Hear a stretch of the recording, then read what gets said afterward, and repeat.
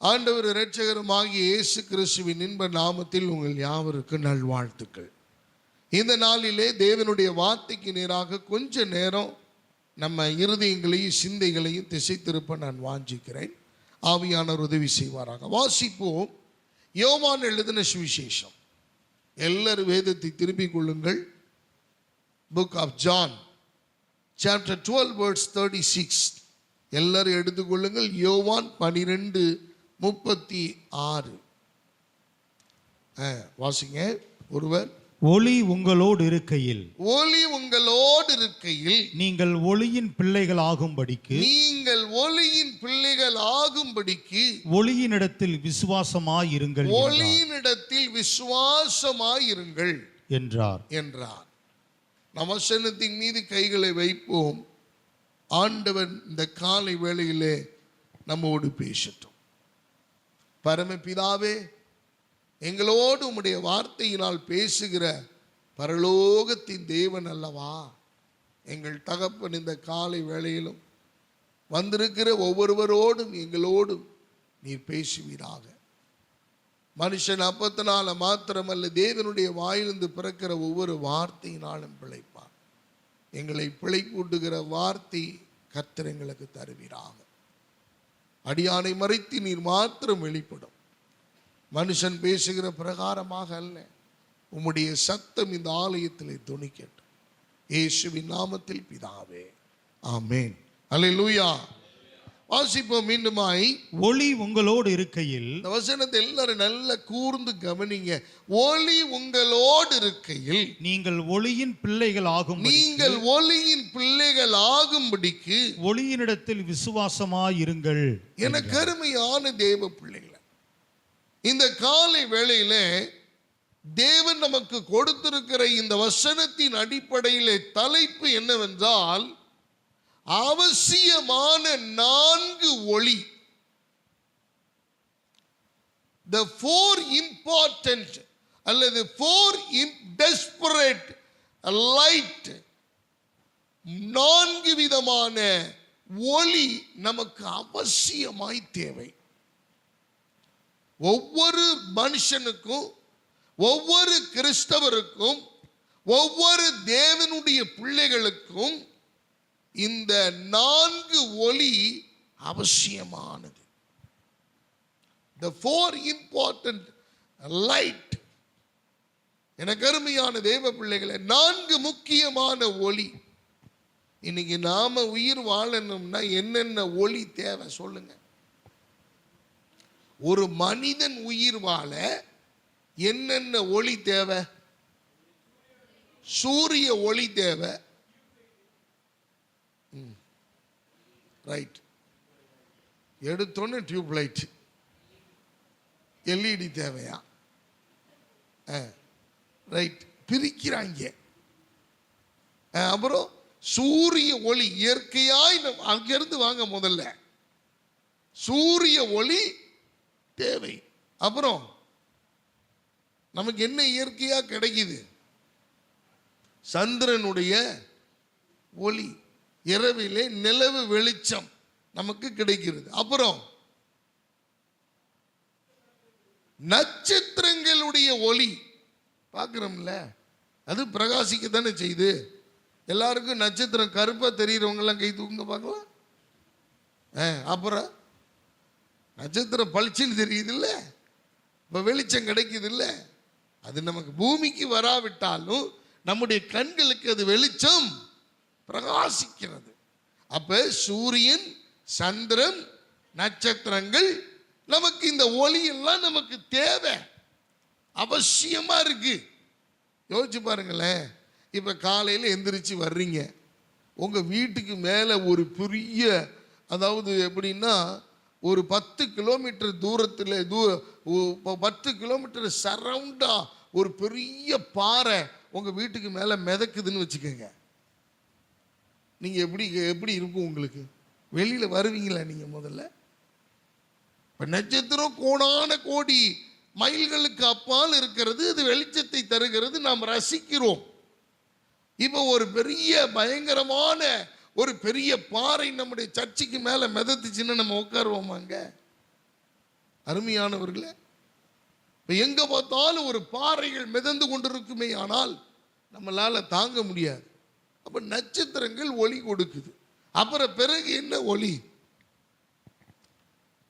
Hello, நாம செயற்கையா உண்டாக்கிக்கிட்ட light, மின்சாரம். நமக்கு இந்த ஒவ்வொன்றுக்கும் இப்போ விசேஷம்னா ஃபோக்கஸ் லைட்டு தேவைப்படுது. இரவு நேரங்களில் லைட்டு, நைட் லேம்ப் தேவைப்படுதா? ஒவ்வொன்றுக்கும் ஒவ்வொரு விதமான லைட் போட்டிருக்கிறோம். ஃபோட்டோ எடுக்கிறதுக்கு ஒரு லைட், வீடியோ எடுக்கிறதுக்கு ஒரு லைட், இப்படி பல்வேறு காரியங்களுக்கு, காரணங்களுக்காக இந்த ஒளியை நாம் வேறுபடுத்தி வைத்திருக்கிறோம். ஆனால் தேவனால் படைக்கப்பட்ட ஒளி, சூரியனும் சந்திரனும் நட்சத்திரங்களும், அது சரியான விதத்திலே சரியான நேரத்திலே நமக்கு அது ஒளியை கொடுத்து கொண்டிருக்கிறது. ஆனால் ஆவிக்குரிய வாழ்க்கையிலே, when we come to the spiritual life, ஆவிக்குரிய வாழ்க்கை என்று வரும் பொழுது 4 விதமான ஒளி நமக்கு அவசியமாய் தேவை. அருமையான தேவ பிள்ளைகளை, இந்த வேதத்தின் அடிப்படையில் இந்த 4 ஒளி இல்லாததுனால தான் தடுமாறுறோம். எனக்கு அருமையான தேவ பிள்ளைகளை, நம்முடைய சரீரத்திலையும் ஆண்டவர் ஒளியை கொடுத்துருக்கிறார். ஒளி எப்படி வருது? கண்ணானது சரீரத்தின் விளக்காய் இருக்கிறது. எனக்கு அருமையானவர்களே, அப்ப கண்ணில் இருந்து என்ன வருது? ஒரு ஒளி வருது.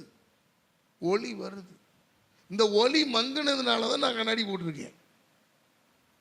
சில பேர் லென்ஸ் வச்சிருக்கிறாங்க. எனக்கு அருமையானவர்களே, இந்த ஒளி மங்க மங்க கண்ணாடியினுடைய தன்மை என்ன செய்யாவும்? பெருசாகும். ஒளி எவ்வளவாய் மங்குதோ அவ்வளவாய் கண்ணாடியினுடைய தரம், அந்த தடிமன் அதிகமாகும். அருமையானவர்களே, அப்ப 4 விதமான ஒளி ஒரு ஆவிக்குரிய மனுஷனுக்கு, மனுஷிக்கு தேவை. அதான் என்னன்னு நம்ம ஆராய்ந்து பார்க்க போகிறோம் வேத வசனங்களில் இருந்து. அப்ப இந்த ஆவிக்குரிய ஒளி இல்லாததுனால தான் பலவிதமான நோய், ஆவிக்குரிய disease, the spiritual disease has been attacked the people of God. தேவ ஜனங்களை, தேவ பிள்ளைகளை ஆவிக்குரிய நோய் தாக்குகிறதினுடைய காரணம் இந்த 4 விதமான ஒளி இல்லை. உங்களுக்கு ஒரு விஷயம் தெரியுமா? ஒருத்தர் சொல்றாரு, ஒரு மரம் அந்த இலையினுடைய அந்த இலை பழுப்பான கலர்ல இருக்க ஆரம்பிச்சிருச்சுன்னா, வாட ஆரம்பிச்சிருச்சுன்னா, அது துளிர் விட்டு மறுபடியும் வர முடியாத நிலையும் இருக்குமே, ஆனால் அதற்கு போதுமான அளவு சூரிய வெளிச்சம் அதற்கு கிடைக்கவில்லை. நீங்க என்னதான் உரம் போட்டு வச்சாலும் நிழலில் இருக்குமே, ஆனால் ஒரு மரமோ ஒரு செடியோ வளராது, கனி கொடுக்காது. அல்லேலூயா. ஆகவே இந்த வெளிச்சம் எவ்வளவு இன்றியமையாததோ, ஒரு மரம் வளருவதற்கு, அது பக்குவப்படுவதற்கு, அது கனி கொடுப்பதற்கு, அது ஒரு தன்மை அடைவதற்கு எவ்வளவு அதிகமாய் சூரிய வெளிச்சம் தேவையோ அவ்வளவு முக்கியமாய் ஒவ்வொரு ஆவிக்குரிய மனிதனுடைய வாழ்க்கையிலும் இந்த 4 விதமான ஒளி தேவை. இந்த ஒளியில ஒரு குறைபாடு இருக்குமே, ஆனால் எனக்கு இந்த ஒளி இருக்குதுங்க, இந்த ஒளியில தாங்க கொஞ்சம் பர்சன்டேஜ் கம்மியா இருக்கு அப்படின்னா டோட்டலா முடிச்சு. எனக்கு அருமையானவர்களே, சில பேர் பார்த்தீங்கன்னா ரொம்ப கலரா இருப்பாங்க, பார்க்கறதுக்கு பயங்கர ஒயிட்டா இருப்பாங்க. நாம நினைப்போம், அப்படி சுண்டுனா ரத்தம் வர்ற மாதிரி என்ன கலர்ல இருக்கிறாங்க பாருங்க அப்படின்னு நாம நினைப்போம். உண்மையை சொல்லட்டுமா? அது வியாதி. இப்ப நிறைய பேருக்கு சந்தோஷமா இருக்கு, குளிருது அப்படியே. ஓ, அப்ப நம்ம தான் ஆரோக்கியமா இருக்கிறோம் அப்படி. உண்மை அதுதான். ஏன்னா போதுமான அளவு ஹீமோகுளோபின் அங்க இல்லை. சிவப்பணுக்களுடைய அந்த எண்ணிக்கைகள் குறைவாக இருக்கிறது. அப்ப கருப்பா இருக்கிறவங்க எல்லாம் என்னைய மாதிரி நாங்கெல்லாம் we have a much enough ஹீமோகுளோபினால நிறைஞ்சிருக்கிறோம். நாங்க அப்படியே நிறைஞ்சிருக்கிறோம், பரவி பாயுது எங்களுக்குள்ள. அதனால நாங்க வெள்ளை ஆவறதுக்கான வாய்ப்பே இல்லை. அப்ப நாங்க ஒரு நிறைவுக்கு வர்றோம் பார்த்தீங்களா? இந்த கலரா இருக்கிறவங்களுக்கு ஒரு புள்ளி வந்தா கூட தெரிஞ்சு போயிடும். எங்களுக்கு 1 கோடி புள்ளி வந்தாலும் நாங்க புள்ளிமானை போல அப்படியே அலைந்து பரவி திரிவோம். எங்களுக்கு ஒரு பிரச்சனையும் இல்லை. ஏன்னா அந்த புள்ளி எங்களுக்கு என்ன, யாரும் கண்டுபிடிக்கவே முடியாது. எங்களுக்கு கண்டுபிடிக்கிற ஒரே ஒரு இடம் பல்லு தான். அதை நாங்கள் பாதுகாக்க அறிந்திருக்கிறோம். அதனால இப்ப எல்லாம் 30 ரூபாய்க்கு விற்கிற பாம்போ பிரைஸ் அந்த பிரஷ் வாங்கி தான் நாங்கள் பல்லு விளக்குறோம். Bamboo tooth brush only 30 rupees. விளம்பரம்லாம் பண்ணிட்டு இருக்கிறேன் நான். அருமையானவர்களே, அப்ப இந்த 4 ஒலி என்னன்றதை பார்த்துருவோமா? 4 ஒலி நல்ல கவனிங்க. தூங்காதவங்க எல்லாம் ஒரு எல்லையில சொல்லுங்க பார்க்கலாம். நிறைய பேர் தூங்கிட்டு இருக்கிறீங்க. ஆண்டவர் சொன்ன இந்த வார்த்தையை நல்ல கவனிப்போம். 4 ஒலியினுடைய அவசியம். 4 ஒலி என்னென்ன ஒலி பைபிள் சொல்லுது, வேதம் நமக்கு சுட்டி காண்பிக்கிறது. 1 2 கொரிந்தியரின் புஸ்தகம், the first light, முதலாவது ஒலி 2 கொரிந்தியரின் புஸ்தகம் 4வது அதிகாரம் 4வது வசனத்தை வாசிப்போம். 2 கொரிந்தியர் 4:4. தேவனுடைய சாயலாய் இருக்கிற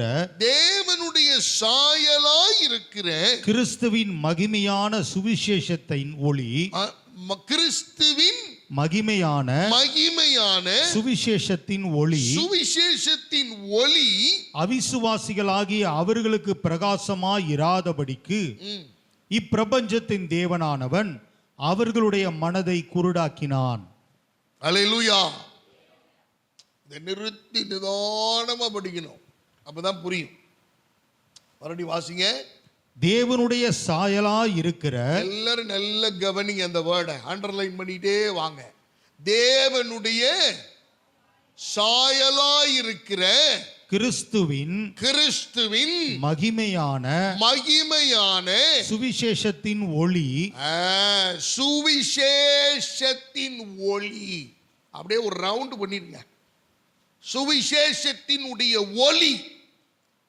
இன்னும் in other words, நற்செய்தியின் ஒளி, the light of gospel, the light of good news.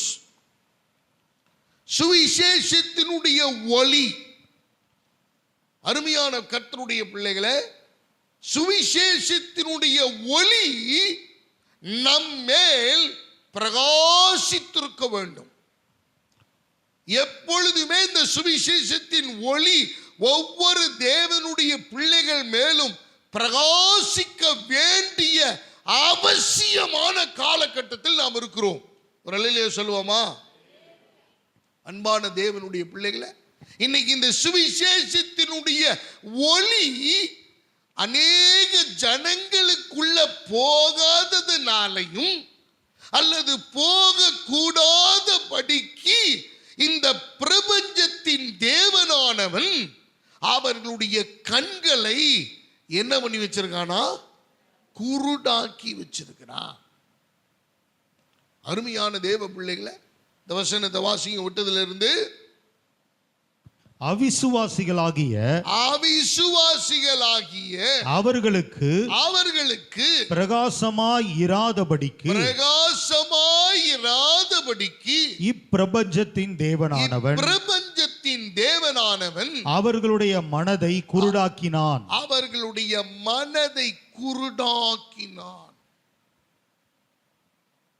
அருமையானவர்களே, நாம் எல்லாரும் கர்த்தருடைய பிள்ளைகள்னு சொல்றோம். நாம் எல்லாரும் ஆராதிக்கிறவர்கள் என்று சொல்லுகிறோம். நாம் எல்லாரும் கர்த்தருடைய பிள்ளைகள் என்று சொல்லுகிறோம். ஆனா இந்த நற்செய்தியின் ஒளி, சுவிசேஷத்தின் ஒளி நம்முடைய வாழ்க்கையிலே ஒளி வீசிக் கொண்டிருக்கிறதா, பிரகாசித்துக் கொண்டிருக்கிறதா என்பதை சற்று நாம் எல்லோரும் ஆராய்ந்து பார்க்க வேண்டும். இன்னைக்கு நிறைய பேருடைய வாழ்க்கையில இந்த சுவிசேஷத்தின் ஒளி உள்ள போக முடியல, பிரகாசிக்க முடியல. ஏன் தெரியுங்களா? இப்பிரபஞ்சத்தின் தேவனானவன், இப்பிரபஞ்சத்தின் தேவன் யாரு? இந்த உலகம் யாருடைய கையில இப்ப ஒப்பு கொடுக்கப்பட்டிருக்கு? பிசாசின் கையிலே, சத்துருவின் கையிலே. இப்ப தேவன் ஆளுகை செய்யல இந்த பூமியை. இந்த பூமியை யார் ஆளுகை செய்து கொண்டிருக்கிறான்? பிசாசு ஆளுகை செய்து கொண்டிருக்கிறான். எனக்கு அருமையானவர்களே, இப்ப இந்த பிரபஞ்சத்தின் தேவனானவன் எல்லா ஜனங்களுடைய கண்களையும் குருடாக்கி இந்த நற்செய்தியின் ஒளி அவர்களுடைய வாழ்க்கைக்குள் போக முடியாதபடிக்கு கண்களை குருடாக்கி வச்சிருக்கான். அருமையான தேவ பிள்ளைகளை நல்ல கவனிங்க. இந்த சுவிசேஷத்தின் ஒளி ஒரு மனிதனுக்குள் போகிற வழி எது தெரியுங்களா? கண்கள். அல்லேலூயா. சுவிசேஷத்தின் ஒளி முதலாவது ஒரு மனிதனுடைய வாழ்க்கைக்குள் பிரவேசிக்கிறது என்றாகிற கேட் எதுன்னா ஐஸ், கண்கள். அதனாலதான் இப்பிரபஞ்சத்தின் தேவனானவன் இந்த நற்செய்தி, இந்த சுவிசேஷத்தின் ஒளி, the light of good news உள்ள போக கூடாதுன்னு கண்ணை என்ன பண்ணி வச்சுட்டான்? குருடாக்கி வச்சிருக்கிறான். நிறைய பேருக்கு இன்னும் ஆண்டவரை பத்தி தெரியல. எத்தனையோ ஆயிரக்கணக்கான டிராக்ஸ் கொடுக்கப்பட்டிருக்கிறது, எத்தனையோ சுவிசேஷங்கள் பிரசங்கம் பண்ணப்பட்டு கொண்டிருக்கிறது, எத்தனையோ தெருக்களிலே வீதிகளிலே நின்று தேவனுடைய வார்த்தை முழக்கமிட்டு கொண்டிருக்கிறார்கள். மருத்துவ ஊழியங்கள் நடக்கிறது, வெளியில மாணவர்கள் ஊழியங்கள் நடக்கிறது, வயதானவர்கள் மத்தியிலே ஊழியங்கள் நடக்கிறது, சிறு பிள்ளைகள் மத்தியிலே ஊழியங்கள் நடக்கிறது, வியாதியஸ்தர்கள் தொழுநோயாளிகள் மத்தியிலே, கைவிடப்பட்டவர்கள் மத்தியிலே, அனாதைகள் மத்தியிலே, பிள்ளை இல்லாதவர்கள் மத்தியிலே, இப்படி சொல்லிக் கொண்டே போகலாம். எல்லாரும் நடுவிலேயும் இன்றைக்கு சுவிசேஷங்கள் போகாத இடங்கள் அல்ல. ஆனால் இன்னும் ஜனங்கள் ஆண்டவருக்குள்ள வராம இருக்கிறதுக்கான காரணம் இப்பிரபஞ்சத்தின் தேவனானவன் அவர்களுடைய கண்களை குருடாக்கி வைத்திருக்கிறான். அருமையான தேவ பிள்ளைகளை, இன்னைக்கு நம்முடைய வாழ்க்கையில கூட இந்த சுவிசேஷத்தினுடைய ஒளி உள்ள போக முடியாதபடிக்கு நம்முடைய கண்கள் குருடாக்கப்பட்டிருக்கிறது. நற்செய்தினா என்ன? எனக்கு அருமையா, நற்செய்தினா என்ன? What is the meaning of the good news? இயேசு நல்லவர் என்று யார் சொல்லுகிறார்களோ தட் இஸ் குட் நியூஸ். அதுதான் உண்மையான செய்தி, நல்ல செய்தி. அல்லேலூயா. ஆமா, இயேசு உன்னை குணமாக்குவார்னு யாருக்காவது சொன்னீங்கன்னா அதுதான் குட் நியூஸ், அதுதான் நற்செய்தி, சுவிசேஷம். உன்னை ஆண்டவர் விடுதலை செய்வார்னு யாருக்காவது சொன்னீங்கன்னா ஆண்டவர் அந்த இடத்துல நீங்க நற்செய்தி அறிவிக்கிறீர்கள். அப்ப ஒளி உங்களோடு இருக்கையில் நீங்க அந்த ஒளியை பின்பற்றுங்கள், ஒளியினிடத்தில் விசுவாசமாயிருங்கள் என்று வேதாகமம் நமக்கு சொல்லிக் கொடுக்கிறது.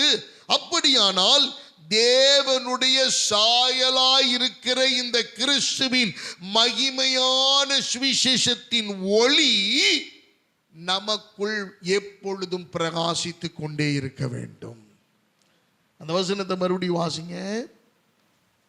4:4 கொரிந்தியர் 4:4 தேவனுடைய சாயலாய் இருக்கிற, யாருடைய சாயலாய் இருக்கிற? தேவனுடைய சாயலா இருக்கிற கிறிஸ்துவின் மகிமையான சுவிசேஷத்தின் ஒளி, கிறிஸ்துவின் மகிமையான சுவிசேஷத்தின் ஒளி. இந்த சுவிசேஷத்தின் ஒளின்னு மொட்டையா சொல்லல, இதுக்கு ஒரு அடைமொழியோட ஆண்டவர் சொல்றாரு, தேவனுடைய. அப்ப நல்ல கவனிங்க, எப்படி சூரியன் பகலிலே பிரகாசிக்கிற போது அருகாமையில் இருக்கிறதான அந்த சந்திரன் அதனுடைய ஒளியை உள்வாங்கி இரவிலே பிரகாசமாய் தோன்றுகிறதோ, அதே போல கிறிஸ்துவின் சாயலிலே இருக்கிற இந்த சுவிசேஷத்தின் ஒளியை நாமக்குள் உள்வாங்கி நாமும் தேவனுடைய ஜனங்களின் நடுவே, பிரபஞ்சத்தின் நடுவே, புற ஜாதிகளின் நடுவே இந்த சுவிசேஷத்தின் ஒளியை பிரகாசிக்கிறவர்களாக வாழ வேண்டும் என்று கர்த்தர் விரும்புகிறார். அல்லேலூயா. அப்ப சுவிசேஷத்தினுடைய ஒளி நமக்கு அவசியம். நான் 10 வருஷத்துக்கு முன்னாடி ரட்சிக்கப்பட்டேன் சார், நான் 50 வருஷத்துக்கு முன்னாடி நான் ரட்சிக்கப்பட்டேன் பிரதர். சந்தோஷம், அதோட முடிஞ்சு போச்சா? அருமையான தேவ பிள்ளைகளை, தேவ வசனம் அழகாக நமக்கு எடுத்து காண்பிக்கிறது. இந்த வசனத்தை நீங்கள் இந்த ஒளியை நீங்கள் விசுவாசியுங்கள் என்பதாக. நீங்கள் நானும் கர்த்தருடைய அந்த சுவிசேஷத்தின் ஒளியை, அவருடைய சாயலில் இருக்கிற இந்த மகிமையான சுவிசேஷத்தினுடைய ஒளியை நாம் தரித்திருக்க வேண்டும். எனக்கு அன்பானவர்களே, என் பேச்சில், என் நடக்கையில், என் ஸ்வாவத்தில், என்னுடைய வாழ்க்கையில், இந்த உலகத்தில் வேதம் உலகத்தில் சொல்லுகிறார்கள் 800 கோடி பேர் இருக்கிறாங்க. 800 கோடி பேர், 800 கோடி பேர் இருக்கிற 8 பில்லியன் பீப்புள் ஆர் தேர். நம்ம வாழ்ந்து கொண்டிருக்கிறோம். 800 கோடி பேர் இந்த உலகத்தில். அவ்வளவு பேரையும் நம்ம சந்தோஷப்படுத்தி அவ்வளவு பேருக்கும் நம்ம சமாதானமாக வாழ முடியுமா? வாய்ப்பே இல்லை. குடும்பத்தில் 4 பேர் தான், அதுலேயே சமாதானத்தை கொண்டு வர முடியல. ஒன்று ரசம் கேட்குது, ஒன்று கறி குழம்பு கேட்குது, ஒன்று மோர் கேட்குது, இன்னொன்று தயிர் கேட்குது. எதுக்கு எதை பண்ணுறதுன்னே தெரியல. கடைசியில் சண்டையில் எல்லாத்தையும் அப்படியே போட்டுட்டு புளியூரில் கடையில் வெஜிடபிள் பிரியாணி வாங்கி சாப்பிட்றாங்க. இந்த லிஸ்டிலே இல்லாதது நடக்குதா இல்லையா? நம்ம குடும்பத்தில் நடக்கிற விஷயம். அன்பானவர்களே, அப்ப எல்லாரையும் நம்ம பிரியப்படுத்த முடியாது. வேதம் என்ன சொல்லுகிறது? இந்த நற்செய்தியின் ஒளியை நான் அணிந்து கொண்டிருப்பேனேயானால், இந்த தேவனுடைய சாயலாய் இருக்கிற கிறிஸ்துவின் மகிமை கொப்பான இந்த நற்செய்தி ஒளி எனக்குள் பிரகாசித்துக் கொண்டிருக்குமேயானால், என்னால் சும்மா இருக்க முடியாது. இந்த நற்செய்தியின் ஒளியை அநேக ஜனங்களுக்கு நான் பகிர்ந்து கொடுத்து கொண்டே இருக்க முடியும். அல்லேலூயா. அன்பானவர்களே, உங்க வீட்டில் உள்ளவங்களுக்கு நம்ம சொல்றோம் அல்லவா, அப்பாவை போல பிள்ளை, தாயை போல பிள்ளை சொல்றோம்ல. எதுக்காக அப்படி சொல்றோம்? மூக்கு அப்படியே இருக்குது, வாய் அப்படியே இருக்குது, காது அப்படியே இருக்கு, அதான் இல்லை. குணம் அப்படியே இருக்கு, ஸ்வாமம் அப்படியே இருக்கு. அப்படியே நடக்கிறான்ப்பா பிள்ளை மாதிரியே, அப்பா மாதிரியே நடக்கிறான், அம்மா மாதிரியே வேலை செய்யறாங்க. இது எதுக்காக ஒப்பனைப்படுத்தப்படுகிறது? குணாதிசயங்கள், கேரக்டரிஸ்டிக்ஸ்.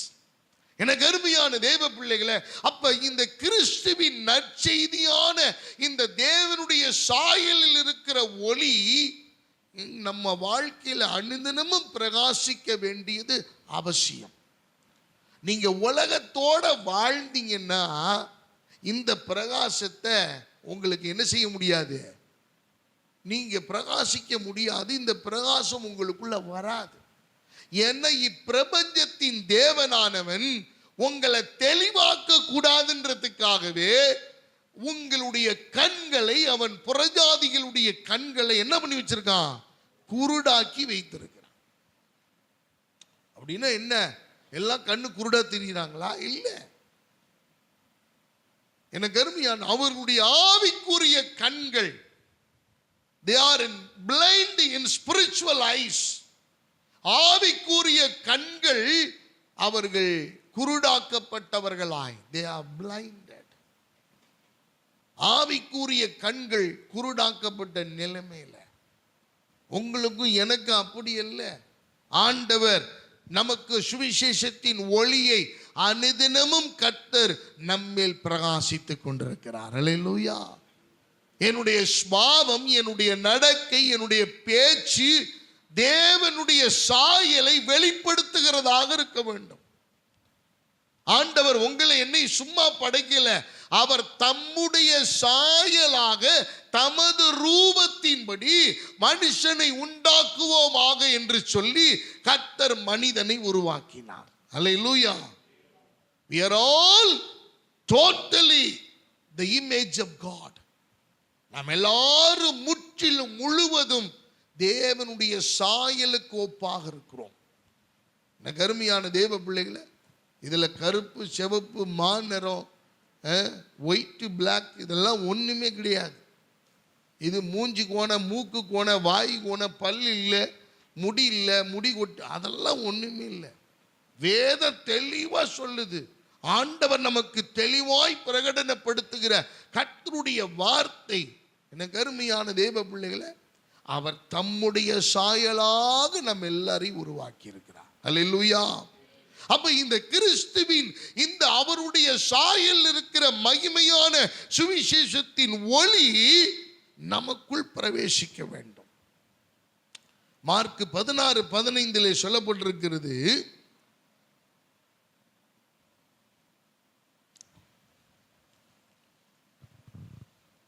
மார்க் 16:15 நீங்கள் மார்க் 16:15 பின்பு அவர் அவர்களை நோக்கி, நீங்கள் உலகமெங்கும் போய் சர்வ சிருஷ்டிக்கும் சுவிசேஷத்தை பிரசங்கியுங்கள். அருமையானவர்களே, அப்ப இந்த ஒளி நமக்குள்ள இருந்தா தானே, தேவனுடைய சாயல் நமக்குள்ள இருந்தா தானே நாம தேவ சாயலை மற்ற ஜனங்களுக்கு நம்ம எடுத்து கொடுக்க முடியும். எனக்குள்ள முரட்டு குணம், எனக்குள்ள பிடிவாத குணம், எனக்குள்ள விட்டு கொடுக்கிற மனப்பான்மை இல்லை, அல்லது தாழ்ந்து போகக்கூடிய சுபாவம் இல்லை, மன்னிக்கக்கூடிய மனம் இல்லை, எனக்குள்ள ஆணவமும், எனக்குள்ள கர்வமும், எனக்குள்ள வரட்டு வைராக்கியங்களும் நிறைந்திருக்கிற போது எப்படி நான் தேவனுடைய சாயலிலே நான் ஒளி கொடுக்கிற ஒரு மனுஷனாய், மனுஷியாய் வாழ முடியும்? எனக்கு அன்பான தேவனுடைய பிள்ளைகளை, ஜனங்கள் எல்லாரும் இந்த உலகத்திலே, பிரபஞ்சத்தில் இருக்கிற இந்த 8 மில்லியன் பீப்புள் எல்லாரும் அன்புக்காக, பாசத்துக்காக, நேசத்துக்காக, ஒரு நல்ல உறவுக்காக, நல்ல ஐக்கியத்துக்காக, நல்ல மனிதனை கண்டடைவதற்காக, நல்ல சுபாவம் உள்ளவர்களை அவர்கள் தங்களுடைய வாழ்க்கையில உடையவர்களாய் இருக்க வேண்டும் என்று கிழக்கில், மேற்கில், வடக்கில், தெற்கில் திரிந்து கொண்டிருக்கிறார்கள். ஆனா உங்களுக்கு எனக்கும் ஆண்டவர் நல்ல ஒரு அட்மாஸ்பியரை, நல்ல ஒரு சபையை, நல்ல ஒரு குடும்பத்தை, நல்ல பிள்ளைகளை, நல்ல வாழ்க்கையை, நல்ல மனிதர்களை கர்த்தர் நம்மோடு இணைத்திருக்கிறார். அல்லேலூயா. கர்த்தருக்கு ஸ்தோத்திரம். அன்பானவர்களே, அப்ப தேவனுடைய வார்த்தையின்படி நீங்களும் நானும் சுவிசேஷத்தை பிரசங்கிக்கிறவர்களாக இருக்க வேண்டும். தேவனுடைய ஒளியை அடுத்தவர்களுக்கு கொடுக்கிறவர்களாக இருக்க வேண்டும். அன்பான கர்த்தருடைய பிள்ளைகளை, இன்னைக்கு நிறைய பேர் இந்த சுவிசேஷத்தின் ஒளியை புறக்கணிக்கிறார்கள். சுவிசேஷத்தினுடைய நற்செய்தியின் ஒளியை, இவங்களுக்குள்ளேயும் ஒளி இல்லை, இவங்களும் உங்களுக்குள்ள ஒளி இல்லாதபடினாலே என்ன இருக்கு? இருள் இருக்கு. இப்ப இருள் இருக்கிறதுனால ஒளி கொடுக்க முடியல. ஒளி கொடுக்க முடியாத சூழ்நிலையின் நிமித்தமாய் எனக்கு அருமையான தேவ பிள்ளைகளை, இந்த இடத்துல ஜனங்கள் எல்லாரும் அந்தகார இருளிலே இருண்டு கிடக்கிறதை நாம் பார்க்கிறோம். இருளின் ஆதிக்கத்துக்குள் இருக்கிறார்கள், இருளின் உச்சத்தில் இருக்கிறார்கள், இருளிலே அவர்கள் வாழ்ந்து கொண்டிருக்கிறதை நாம் பார்க்கிறோம். அன்பான கர்த்தருடைய பிள்ளைகளை, நீங்கள் நான் இருள வாழ்றதுக்காக இந்த வாழ்க்கையை கர்த்தர் கொடுக்கல. நல்ல கவனிங்க. இருள வாழ்றதுக்காக இப்படிப்பட்ட ஒரு அனுபவத்துக்குள்ள கர்த்தர் நமக்கு கொண்டு வந்து கொடுக்கல. இந்த ரட்சிப்பின் அனுபவத்தை வெளிச்சத்தில் வாழ்வதற்காகத்தான் கர்த்தர் இந்த வாழ்க்கையை நமக்கு கொடுத்திருக்கிறார். அப்ப நாம ஒளியோடு இருக்கணும், ஒளியை கொடுக்கிறவர்களாகவும் இருக்க வேண்டும். அதற்கு எனக்கு தேவனுடைய ஸ்பாவம் தேவை. மத்தேயு 24வது அதிகாரம் 14வது வசனத்தில் இப்படியாய் சொல்லப்பட்டிருக்கிறது. 24:14 இந்த பூமியின் கடைசி மனுஷனுக்கும் இயேசுவினுடைய சுவிசேஷம் அறிவிக்கப்பட வேண்டும். ராஜ்யத்தினுடைய இந்த சுவிசேஷம், ராஜ்யத்தினுடைய இந்த சுவிசேஷத்தின் ஒளியானது பூலோகம் எங்கும் உள்ள சகல ஜாதிகளுக்கும் சாட்சியாக பிரசங்கிக்கப்படும். எனக்கு அருமையான தேவ பிள்ளைகளை, அப்போது முடிவு வரும். அப்பதான் முடிவு வரும். நல்ல கவனிங்க. சுவிசேஷம் அறிவிச்சாச்சு, இத்தனை பேருக்கு, இத்தனை கோடி பேருக்கு. வேதம் தெளிவா சொல்லுது, முடிவு எப்ப வருமா? பூமியினுடைய கடைசி மனுஷனுக்கும் தேவனுடைய சுவிசேஷம் போய் சேரணும். எனக்கு அருமையானவர்களே, அந்த ஒளியை அவர்கள் சென்று அடைய வேண்டும். அன்பான தேவனுடைய பிள்ளைகளை, இப்ப நற்செய்தியினுடைய ஒளி நிறைய பேருக்குள்ள பிரவேசிக்க முடியாமல் இருப்பதற்கான காரணங்கள் என்ன தெரியுங்களா? 3 காரணத்தை நான் சொல்றேன். 3 காரணம். ஏன் சுவிசேஷத்தினுடைய ஒளி நமக்குள்ள இன்னும் வரல? நாம ரட்சிக்கப்பட்டோன்னு சொல்றோம், ஞானஸ்நானம் எடுத்துட்டோன்னு சொல்றோம், அபிஷேகம் பெற்றுட்டோன்னு சொல்றோம். ஆனா இன்னும் நற்செய்தியினுடைய ஒளி நம்ம மேல படலை. நாம யாருக்காவது நற்செய்தி சொல்றோமா? ஆண்டவர் நல்லவர், இயேசு உங்களை நேசிக்கிறாரு, இயேசு உங்க சர்ச்சுக்கு வந்து பாருங்க, உங்களுக்கு அற்புதம் செய்வார், வியாதியஸ்தரை போய் பார்த்து நம்ம ஜெபம் பண்ணிட்டு வர்றோமா? 500 ரூபாய்க்கு ஆப்பிள் வாங்கிட்டு போறோம். நம்ம ஆப்பிள் வாங்கிட்டு போய் அவனுக்கு கொடுத்துட்டு வர்றதுக்காக போறோம்? எல்லாரையும் 50 பேரை நிக்க வச்சு அந்த ஆப்பிளையும் கொடுத்து எல்லாரும் ஜெபம் பண்ணுவோம், வாங்க ஆண்டவர் அற்புதம் செய்வார்னு பைபிள் அவங்க மேல வச்சு, இயேசுவின் நாமத்தினாலே சுகம் அடையட்டும், எழுந்து நடன்னு நாங்க கட்டளை இடுகிறோம் அப்படின்னு ஆண்டுடைய வசன வார்த்தைகளை சொல்லிவிட்டு போகத்தான் கர்த்தர் உங்களை என்னையும் அவருடைய சாயலாக மகிமையின் நற்செய்தியின் ஒளியாக கர்த்தர் வைத்திருக்கிறார். அல்லேலூயா.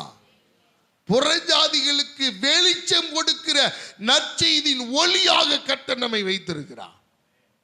எனக்கு அருமையான தேவ பிள்ளைகளை, நம்முடைய வாழ்க்கையில ஒவ்வொரு வசனமும், வாகனங்கள்ல எதுக்கு வசனத்தை எழுதி வச்சிருக்கிறோம்? எதுக்கு பின்னாடி வண்டியில எழுதி வச்சிருக்கிறோம்? அந்த வசனத்தை பார்க்கிற ஒவ்வொரு மனிதனும் அந்த வசன ஒளியை அடைய வேண்டும். அல்லேலூயா.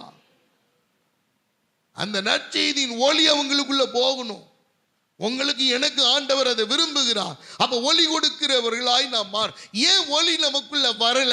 அதுக்கான the hindrances, நமக்குள்ள உள்ளுக்குள்ள ஒளி வராம இருக்கிறதுக்கான அந்த தடைகள், காரணங்கள் ஏன் உள்ள போகல? ஒன்று, இயேசுவுக்கும் சத்தியத்துக்கும் தங்களை அர்ப்பணிக்காதவர்கள். they are not submission to the Christ and the truth. உண்மைக்கும் சத்தியத்துக்கும் இயேசுவுக்கும் தங்களை அர்ப்பணிக்காதவர்கள். எனக்கு அருமையானவர்கள், சில பேர் பார்த்தீங்கன்னா ரட்சிக்கப்பட்டிருப்பாங்க, ஞானஸ்நானம் எடுத்திருப்பாங்க, அபிஷேகம் பெற்றிருப்பாங்க. ஆனால் இந்த தாமரையில் தண்ணி ஒட்டா, தாமரை இலையில தண்ணி ஒட்டாது பார்த்தீங்களா? அப்படித்தான். அப்படியே அப்படியே அழகா பாய்வாங்க, ஒட்டவே ஒட்டாது. அது தாமரைக்குள்ளதான், தாமரை குளத்துக்குள்ளதான் கிடக்கும், குளத்துக்குள்ளதான் இருக்கும், ஒட்டவே ஒட்டாது. எல்லாம் ஜெபத்துக்கு வருவாங்க, ஆராதனைக்கு வருவாங்க, எல்லாம் பண்ணுவாங்க. ஆனால் சபையோட ஒட்டவே ஒட்ட மாட்டாங்க, இணங்கி போகவே மாட்டாங்க. எனக்கு இதுக்கு சம்பந்தம் இல்லை, என்னையெல்லாம் இதில் ஜாயின் பண்ணாத அப்படின்னு அப்படியே அப்படியே பார்த்தீங்கன்னா தழும்பி கொண்டே இருப்பார்கள். ஒரு சொட்டு கூட அந்த இலையோடு அது போகவே போகாது, அது உள் வாங்கவே வாங்காது. எனக்கு அருமையான தனியா தெரிவாங்க, தனியா அவங்களுக்கு பார்த்தீங்கன்னா ஒரு எம்பாரசிங்கா இருக்கும். ஆனால் அது வாழ்க்கையினுடைய முடிவு ரொம்ப பரிதாபம். காரணம் என்ன? இயேசுவுக்கும் சத்தியத்துக்கும் தங்களை அர்ப்பணிக்காதவர்கள். ஒளி கொடுக்க முடியாது, தேவனுடைய சாயல் அவங்களுக்குள்ள வெளியில வராது. இன்னைக்கு நிறைய பேர் நமக்குள்ள ஏன் நம்ம சுவிசேஷம் சொல்றதுக்கு தடையா இருக்கு, ஏன் நம்மளால சுவிசேஷம் சொல்ல முடியல, என்ன தெரியுமா? நான் என்னை வெளிப்படுத்திட்டு இருக்கிறேன். we are exposing ourselves. நீங்க கிறிஸ்துவ உங்களுக்குள்ள இருந்து வெளிப்படுத்தி பாருங்க, நீங்க உங்களை மாதிரி சுவிசேஷகன் இந்த உலகத்துல வேற யாரும் இருக்க முடியாது. அல்லேலூயா. கிறிஸ்துவினுடைய அன்பு உங்களுக்குள்ள இருக்குமேயானால் நீங்க பாவிகளை நேசிக்க முடியும். ஆண்டவர் நல்லவங்களோடையா பழகிட்டு இருந்தாரு? ஆயக்காரரோடும் பாவிகளோடும் பரிசேயரோடும் சதுசேயரோடும் துன்மார்க்கரோடும் அப்படித்தான் அவங்க வீடுகளை தேடிதான் இயேசு போய் அவர்களை மனம் திரும்புதலுக்கு ஏற்ற கனிகளை கொடுக்கும்படி கர்த்தர் கொண்டு வந்தார். அல்லேலூயா. நாம போய் மாட்டிடக்கூடாது, நாம ஸ்டபனா இருந்தா தான் போகணும், இல்லைன்னா பேசாம தான் இருக்கணும். நம்ம ஒளி மங்கின ஒளியா வச்சுக்கிட்டு ஆண்டவர் சொல்லி இருக்கிறார், அவர் மங்கின ஒளியை என்ன அணையாமலும் இருக்கிற தேவன் அப்படின்னு ஆண்டவர் சொல்லி இருக்கிறாரு. அவர் விளக்கு நமக்கு சும்மா லைட்டா எரிஞ்சா போதும், அப்படியே பத்த வச்சிடலாம் அப்படின்னா அவன் நம்ம ஒளியில பீடி குடிச்சுக்கிட்டு இருப்பான், நம்ம ஒளியில பாவம் செஞ்சுக்கிட்டு இருப்பான். நீ பாவம் செய்யறதுக்கு ஒளி கொடுத்துக்கிட்டு இருப்ப. அருமையான தேவ பிள்ளைகளை, அப்ப சத்தியத்துக்கும் கிறிஸ்துவுக்கும் அர்ப்பணிக்கப்பட்ட அதுதான் தேவனுடைய வாழ்வு, தேவனுடைய சாயல். அப்படி நான் இருக்கிறேனா என்பதை நம்ம பாருங்க. இன்னைக்கு அப்படி இல்லாததுனால தான் ஒளி கொடுக்க முடியல, நமக்குள்ளேயும் ஒளி இல்லை, நாமளும் ஒளி கொடுக்க முடியல. எனக்கு அருமை, சில பேருடைய குடும்பம் இருளா கிடக்கு, கும்மிருட்டா கிடக்கு, காரிருளா கிடக்கு, அந்தகார இருளா கிடக்கு, இருளின் ஆதிக்கம் அங்கு உச்சத்தில் இருக்கிறது. எனக்கு அருமையான தேவ பிள்ளைகளை, நான் நேற்று இடத்துல ஒரு ஸ்டோரி படித்தேன். 20 வருடங்களுக்கு 2 decades have completed. 20 ஆண்டுகளுக்கு முன்பு நடந்த ஒரு சம்பவம். அவர் ஒரு ஆராய்ச்சியாளர், நல்ல குடும்ப பின்னணி உள்ளவர், நல்ல படித்தவர். இவர் என்ன பண்ணாரு, புதிதாய் போய் பாறைகளை எல்லாம் குடைந்து பொருட்களை எல்லாம் கண்டுபிடிக்கிற அகழ் ஆராய்ச்சியிலே அவர் ஈடுபாடோடு இருக்கிறவர். இவர் என்ன பண்ணார், குடும்பத்தை விட்டு ஒரு மலை பிரதேசத்துக்கு போனார். அந்த மலை பிரதேசங்களிலே போய் ஒரு பாறை இடுக்குகளிலே போய் அங்கே என்ன இருக்கிறதுன்னு ஆராய்ச்சிக்கிட்டே இருந்தார். பின்னாடி அந்த குழுவினர்லாம் போனாங்க. அவர் தைரியமா இறங்கி அந்த ஆழத்திலே போய் அது என்ன இருக்குன்னு பார்க்கலான்னு சொல்லி மாஸ்கெல்லாம் போட்டுட்டு உள்ள போறாரு. போய் மாட்டிக்கிட்டார். பயங்கர இருள். வெளியில இருந்து அந்த அவங்க அவரை மீட்பதற்கு முயற்சி பண்றாங்க. கொடுமை என்ன தெரியுங்களா, இந்த வெளியில இருக்கிற குழுவினருக்கு அவருடைய 2 பாதங்களுடைய அந்த ஷூனுடைய அந்த சோல் மட்டும் தெரியுது, அந்த ஃபுட் மட்டும் தெரியுது, மற்ற எதுவுமே தெரியல. போராடுகிறார்கள். 48 மணி நேரத்துக்கு மேல போராடியாச்சு, ஒன்றும் பண்ண முடியல. நடந்த சம்பவம் என்ன தெரியுமா, அவருக்கு கொஞ்சம் கொஞ்சமாய் பல்ஸ் ரேட்டு குறைய ஆரம்பித்தது, ஹார்ட் பீட் அதிகமாய் அடிச்சு அவர் மாரடைப்பால் அதே இடத்துல உயிரிழந்தார். மீட்பு குழுவினர் எல்லாம் போராடுறாங்க. அந்த உயிர் போறதுக்கு கொஞ்ச நேரத்துக்கு முன்னாடி அந்த குடும்பத்தில் உள்ளவங்க எல்லாம் கேட்குறாங்க, அவங்க எல்லாரும் சேர்ந்து பேசி ஒரு முடிவு எடுக்கிறாங்க. மனைவிட்ட சொல்றாங்க, உங்க வீட்டுக்காரரை மீட்க முடியாது, எடுத்தோம்னா தலை தனியா அப்படியே பிச்சு வந்துடும். அவருடைய பல்ஸ் ரேட்லாம் குறைஞ்சி போச்சு. இப்போ ஆழத்தில் இருக்கிறார். அவரை எடுப்பதற்கு எந்த விதமான வழியும் இல்லை. ஒருவேளை மேலே இருக்கிற பாறையை உடைக்க முற்பட்டோமானால் அந்த பாறை அப்படியே அவர் மேலே உட்கார்ந்து அழுத்தி அவரை கொன்றும். கொடூரமாய் அவருடைய மரணம் இருக்கும் என்று சொல்லிவிட்டார்கள்.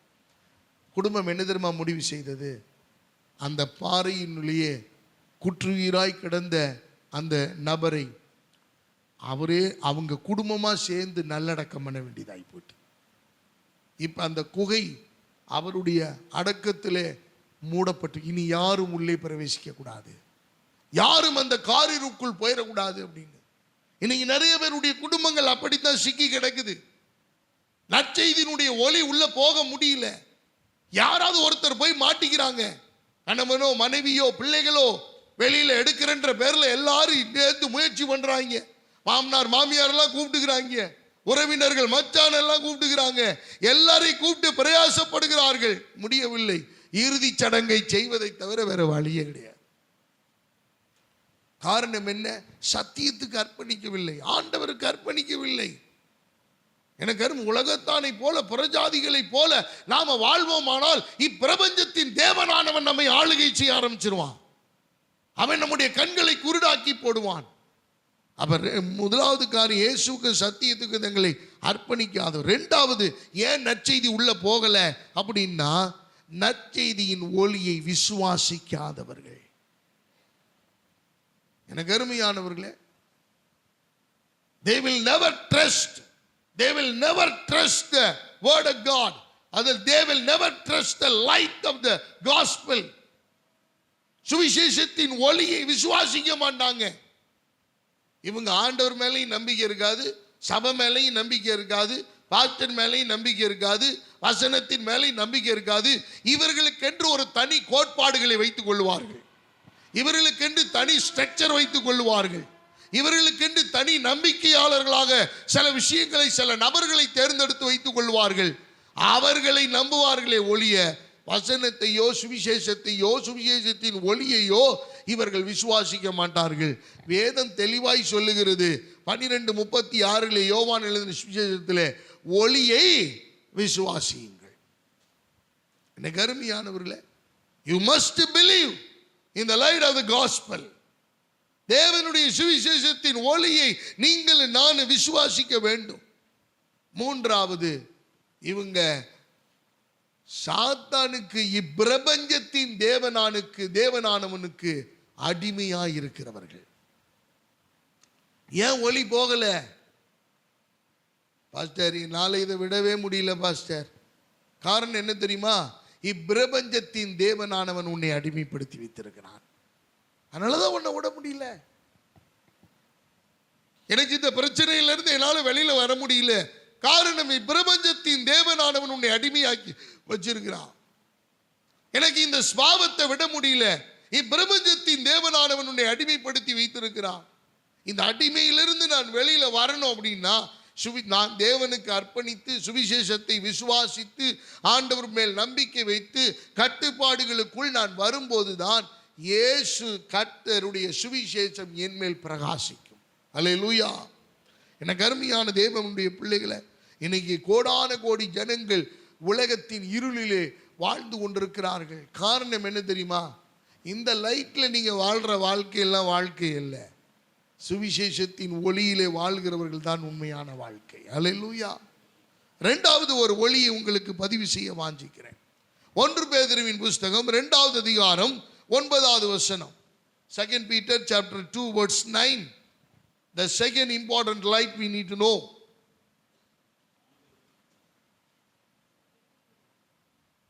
1 பேதுரு 2:9.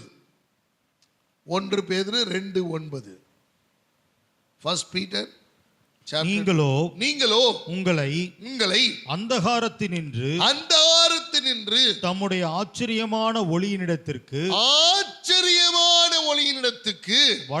வரவழைத்தவருடைய புண்ணியங்களை அறிவிக்கும்படிக்கு தெரிந்து கொள்ளப்பட்ட சந்ததியாயும் ராஜரீகமான ஆசாரிய கூட்டமாயும் பரிசுத்த ஜாதியாயும் அவருக்கு சொந்த ஜனமாயும் இருக்கிறீர்கள். எனக்கு அருமையானவர்களே, the second important light we need to know, நாம இரண்டாவது தெரிந்து கொள்ள வேண்டிய ஒரு ஒளி என்ன தெரியுங்களா? ஆச்சரியமான ஒளி. அல்லேலூயா. ஆச்சரியமான ஒளி. இந்த ஆச்சரியமான ஒளி நம்முடைய வாழ்க்கையில தெரியணும். இது என்னங்க, நிறைய லைட்டை கேள்விப்பட்டிருக்கிறோம். இது என்ன ஆச்சரியமான ஒளி? The amazing light. எப்படி அமேசிங் கிரேஸோ அதே போல அமேசிங் லைட். நம்முடைய வாழ்க்கையிலே ஆண்டவர் ஆச்சரியமான ஒளிக்கு நேராக நம்மை நடத்த வாஞ்சிக்கிறார். அல்லேலூயா. ஆச்சரியமான ஒளி என்றால் என்ன? ஆச்சரியமான ஒளி நம்முடைய வாழ்க்கையில ஏன் வீச வேண்டும்? எனக்கு அருமையானவர்களே, நீங்களும் நானும் அந்தார இருளிலே பிறந்தவர்கள். அல்லேலூயா. அந்தார இருளினின்று ஆச்சரியமான ஒளிக்கு கர்த்தர் நம்மை அழைக்கிறார். அந்த அழைப்புக்கு இணங்கி அவருடைய புண்ணியங்களை அறிவிக்கும்படிக்கு உங்களையும் என்னையும் ராஜரீக கூட்டமாயும் ஆசாரியர்களாயும் அவருடைய ஜனமாயும் கர்த்தர் நம்மை தெரிந்து கொள்வதற்கு அவர் ஆச்சரியமான ஒளிக்கு நேராக நம்மை அழைக்கிறார். அல்லேலூயா. அதனாலதான் நம்முடைய ஜனங்களை பார்த்து ஆண்டவர் சொன்னார், இருளிலே இருந்த ஜனங்கள் பெரிய வெளிச்சத்தை கண்டார்கள். எனக்கு அருமையானவர்களே, they have seen the biggest light in their life. அவர்களுடைய வாழ்க்கையில மிகப்பெரிய வெளிச்சத்தை அவர்கள் கண்டார்கள். காரணம், அவர்கள் இருளிலே வாழ்ந்தார்கள். எனக்கு அருமையான தேவனுடைய பிள்ளைகளை, அவருடைய புண்ணியங்களை அறிவிக்கும்படிக்கு இஸ்ரவேல் ஜனங்கள் 430 வருஷ காலம் அடிமைத்தனம். They were almost in prison. ஒரு சிறைபிடிக்கப்பட்ட ஒரு வாழ்க்கை. அங்க ஆராதனை இல்லை, சபை இல்லை, ஆசாரியன் இல்லை, பலி செலுத்துதல் இல்லை, கர்த்தருக்கு செலுத்த வேண்டிய துதி பலிகள் இல்லை, ஆராதனைகள் பலிகள் இல்லை, ஒண்ணுமே கிடையாது. இருண்டு கிடக்கிற ஒரு இருண்ட வாழ்க்கை. உலகத்தினுடைய படைப்பிலிருந்து சொல்லுவாங்க, the dark ages, ice ages, பனிக்காலம், அதே போல இருண்ட காலம், இதெல்லாம் சொல்லுவாங்க. அதுபோல இவர்கள் இஸ்ரவேல் ஜனங்களுக்கு 430 வருஷம் ஒரு இருண்ட காலம். ஒண்ணுமே இல்லை, ஆராதனை இல்லை, எதுவுமே கிடையாது. ஆனா 430 வருஷ காலத்துக்கு பிறகு ஆண்டவர் ஒரு லைட்டை போட்டு விட்டார். ஒரு ஆச்சரியமான ஒளிக்கு நேராக நீங்கள் வாருங்கள் என்று கானானை நோக்கி கர்த்தர் அவர்களை பயணிக்க செய்தார். ஹல்லேலூயா. நீங்கள் நானும் பரம கானானுக்கு நேராக பயணிப்பதற்காகவே இந்த ஆச்சரியமான ஒளி நம்மை சந்திக்க நாம் விட்டு கொடுக்க வேண்டும். எனக்கு அருமையான தேவனுடைய பிள்ளைகளை, ஏசாயா தீர்க்கதரிசன புஸ்தகம் 9வது அதிகாரம் 2வது வசனத்தை வாசிப்போமேயானால், ஐசையா chapter 9 verse 2.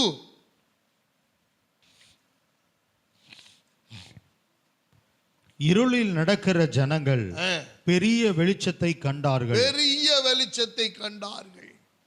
மத்தேயு 4:15 சொல்லப்பட்டிருக்கிறது. மத்தேயு 4:15 இருளில் இருந்த ஜனங்கள் இருளில் இருக்கும் ஜனங்கள் பெரிய வெளிச்சத்தை கண்டார்கள். பெரிய வெளிச்சத்தை கண்டார்கள். எனக்கு அருமையானவர்களை, இருளிலே கிடக்கிற நம்முடைய வாழ்க்கை ஆச்சரியமான ஒளிக்கு நேராக நம்மை கர்த்தர் கொண்டு போக விரும்புகிறார். எத்தனை பேர் ஆச்சரியமான ஒளியை பார்க்க விரும்புறீங்க? அல்லேலூயா. எனக்கு அருமையானவர்களே, ஆச்சரியமான ஒளி என்பது என்ன தெரியுங்களா? இந்த ஃபோக்கஸ் லைட் எல்லாம் இல்லை, சூரிய ஒளி எல்லாம் அதுக்கு இணையாகாது. சந்திரனுடைய நட்சத்திரங்களுடைய ஒளி எல்லாம் அதற்கு இணையாகிவிட முடியாது. இந்த உலகத்தினுடைய பிரபஞ்சத்தினுடைய ஒளிகள் எல்லாம் அதற்கு இணையாகிவிட முடியாது. அன்பானவர்களே, வேதத்திலே சொல்லப்பட்ட ஒரு சம்பவத்தை நினைவுபடுத்த நான் வாஞ்சிக்கிறேன். சவுல் என்பவன் தேவனுடைய ஜனங்களுக்கு விரோதமாக எழும்பி சபைகளை துன்பப்படுத்தி சபையில் இருக்கிறதான ஜனங்களை எல்லாம் அடித்து நொறுக்கி, ஆராதனை பண்ணக்கூடாது, சபை நடத்தக்கூடாது, அப்படி பண்ணக்கூடாது, இப்படி பண்ணக்கூடாதுன்னு துன்பப்படுத்தி கொலை செய்வதற்காக அவன் கையெழுத்து வாங்கி கொண்டு தமஸ்குவுக்கு நேராக குதிரைகளிலே அவனுடைய வேலைக்காரர்களோடு வீரர்களோடு புறப்பட்டு போய் கொண்டிருக்கிறான். தமஸ்கு பட்டணத்துக்கு நெருங்குகிற வேலையிலே அவுட்டர்ல வேதம் சொல்லுகிறது, ஒரு ஒளியானது அவனை சுற்றிலும் பிரகாசித்தது. ஹல்லேலூயா. the amazing light. எனக்கு அருமையானவர்களே, ஒரு பெரிய அற்புதமான ஆச்சரியமான ஒரு ஒளி, ஒரு வெளிச்சம் இந்த சவுலை சுற்றிலும் பிரகாசித்தது. அவன் மயங்கி அந்த ஒளியை காணக்கூடாமல் அவன் கீழே விழுந்தான். எனக்கு அருமையானவர்களே, கண்கள் குருடாகி போய்விட்டது. கண்கள் எல்லாம், அவனுடைய கண்கள் எல்லாம் குருடாகி போனது. நடக்க முடியல, பாதை தெரியல, வழி தெரியல. உடனே எழும்புகிறான். ஆண்டவரே, நீர் யார்? இயேசு சொல்லுகிறார், நீ துன்பப்படுத்துகிற இயேசு நானே, முள்ளில் உதைக்கிறது உனக்கு கடினமா? ஒரு ஆச்சரியமான ஒளி ஒரு மனிதனை சந்தித்தது. எழும்புகிறான், அவனுடைய வாழ்க்கை மாறுது. இப்படிப்பட்ட ஒளியை நான் பார்த்ததே இல்லையே அப்படின்னு அவன் பிரமிக்கிறான், ஆச்சரியப்படுகிறான். அந்த ஒளிக்கு தன்னுடைய வாழ்க்கையை அர்ப்பணிக்கிறான். அந்த ஒளியை பின்பற்ற ஆரம்பிக்கிறான். அந்த ஒளி சொல்லுகிற வார்த்தையை கேட்கிறான். இவன் போய் கீழ்ப்படிந்து நடந்து அந்த சவுல் என்பவன் பவுல் என்கிற பெயரிலே எந்த திருச்சபையை துன்பப்படுத்த நினைத்தானோ அதே திருச்சபையை எழும்பி கட்டுகிற ஒரு மனிதனாக, உயிர்ப்பிக்கிற மனிதனாக, அழித்த திருச்சபையை அவன் எழுப்பி கட்டுகிற ஒரு மனிதனாக கர்த்தர் அவனை மாற்றினார். அல்லேலூயா. இன்னைக்கு ஆச்சரியமான ஒளி உங்களை என்னை சந்திக்க வாஞ்சிக்குது. உங்க முரட்டு குணம் மாறணுமா? இந்த ஆச்சரியமான ஒளி உங்களை சந்திக்கணும். உங்க ஜென்ம சுபாவம் மாறணுமா? இந்த ஆச்சரியமான ஒளி உங்களை சந்திக்கணும். உங்களுடைய பிடிவாத குணங்கள் மாறணுமா? இந்த ஆச்சரியமான ஒளி உங்களை சந்திக்கணும். உங்களை விட்டு கொடுக்கிற மனப்பான்மை இல்லாத குணம் மாறணுமா? இந்த ஆச்சரியமான ஒளி சந்திக்கணும். உங்களுக்குள்ள மிருகம் இருக்குதா? அந்த மிருகம் சாகணும்னா இந்த ஒளி உங்களை சந்திக்க வேண்டும்.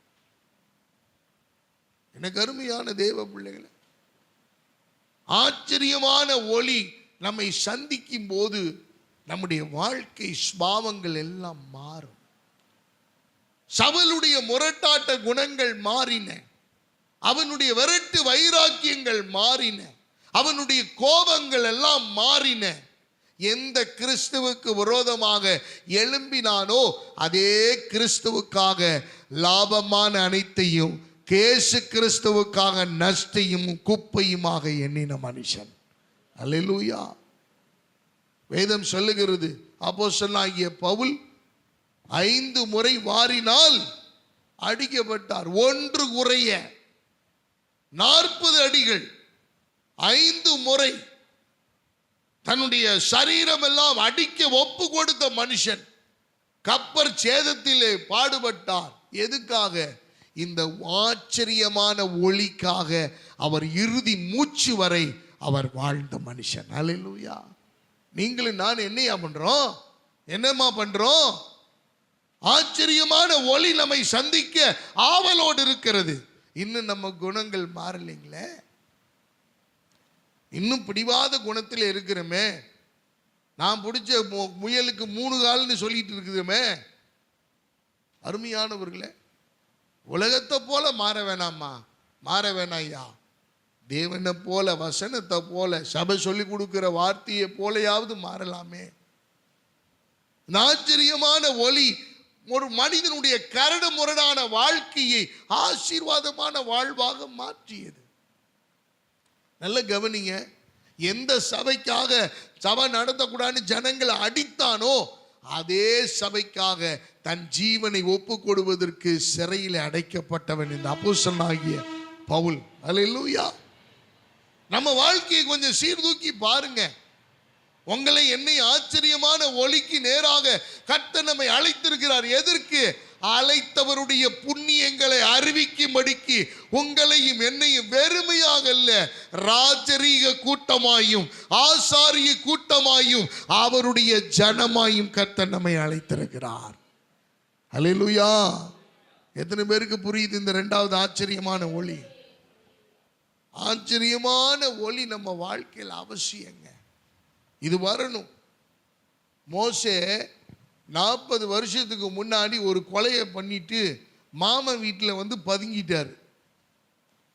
ஒரு கொலையை பண்ணிட்டு யாருக்கு தெரியாம தன்னுடைய மாமனார் வீட்டில் வந்து பதுங்கிட்டார்.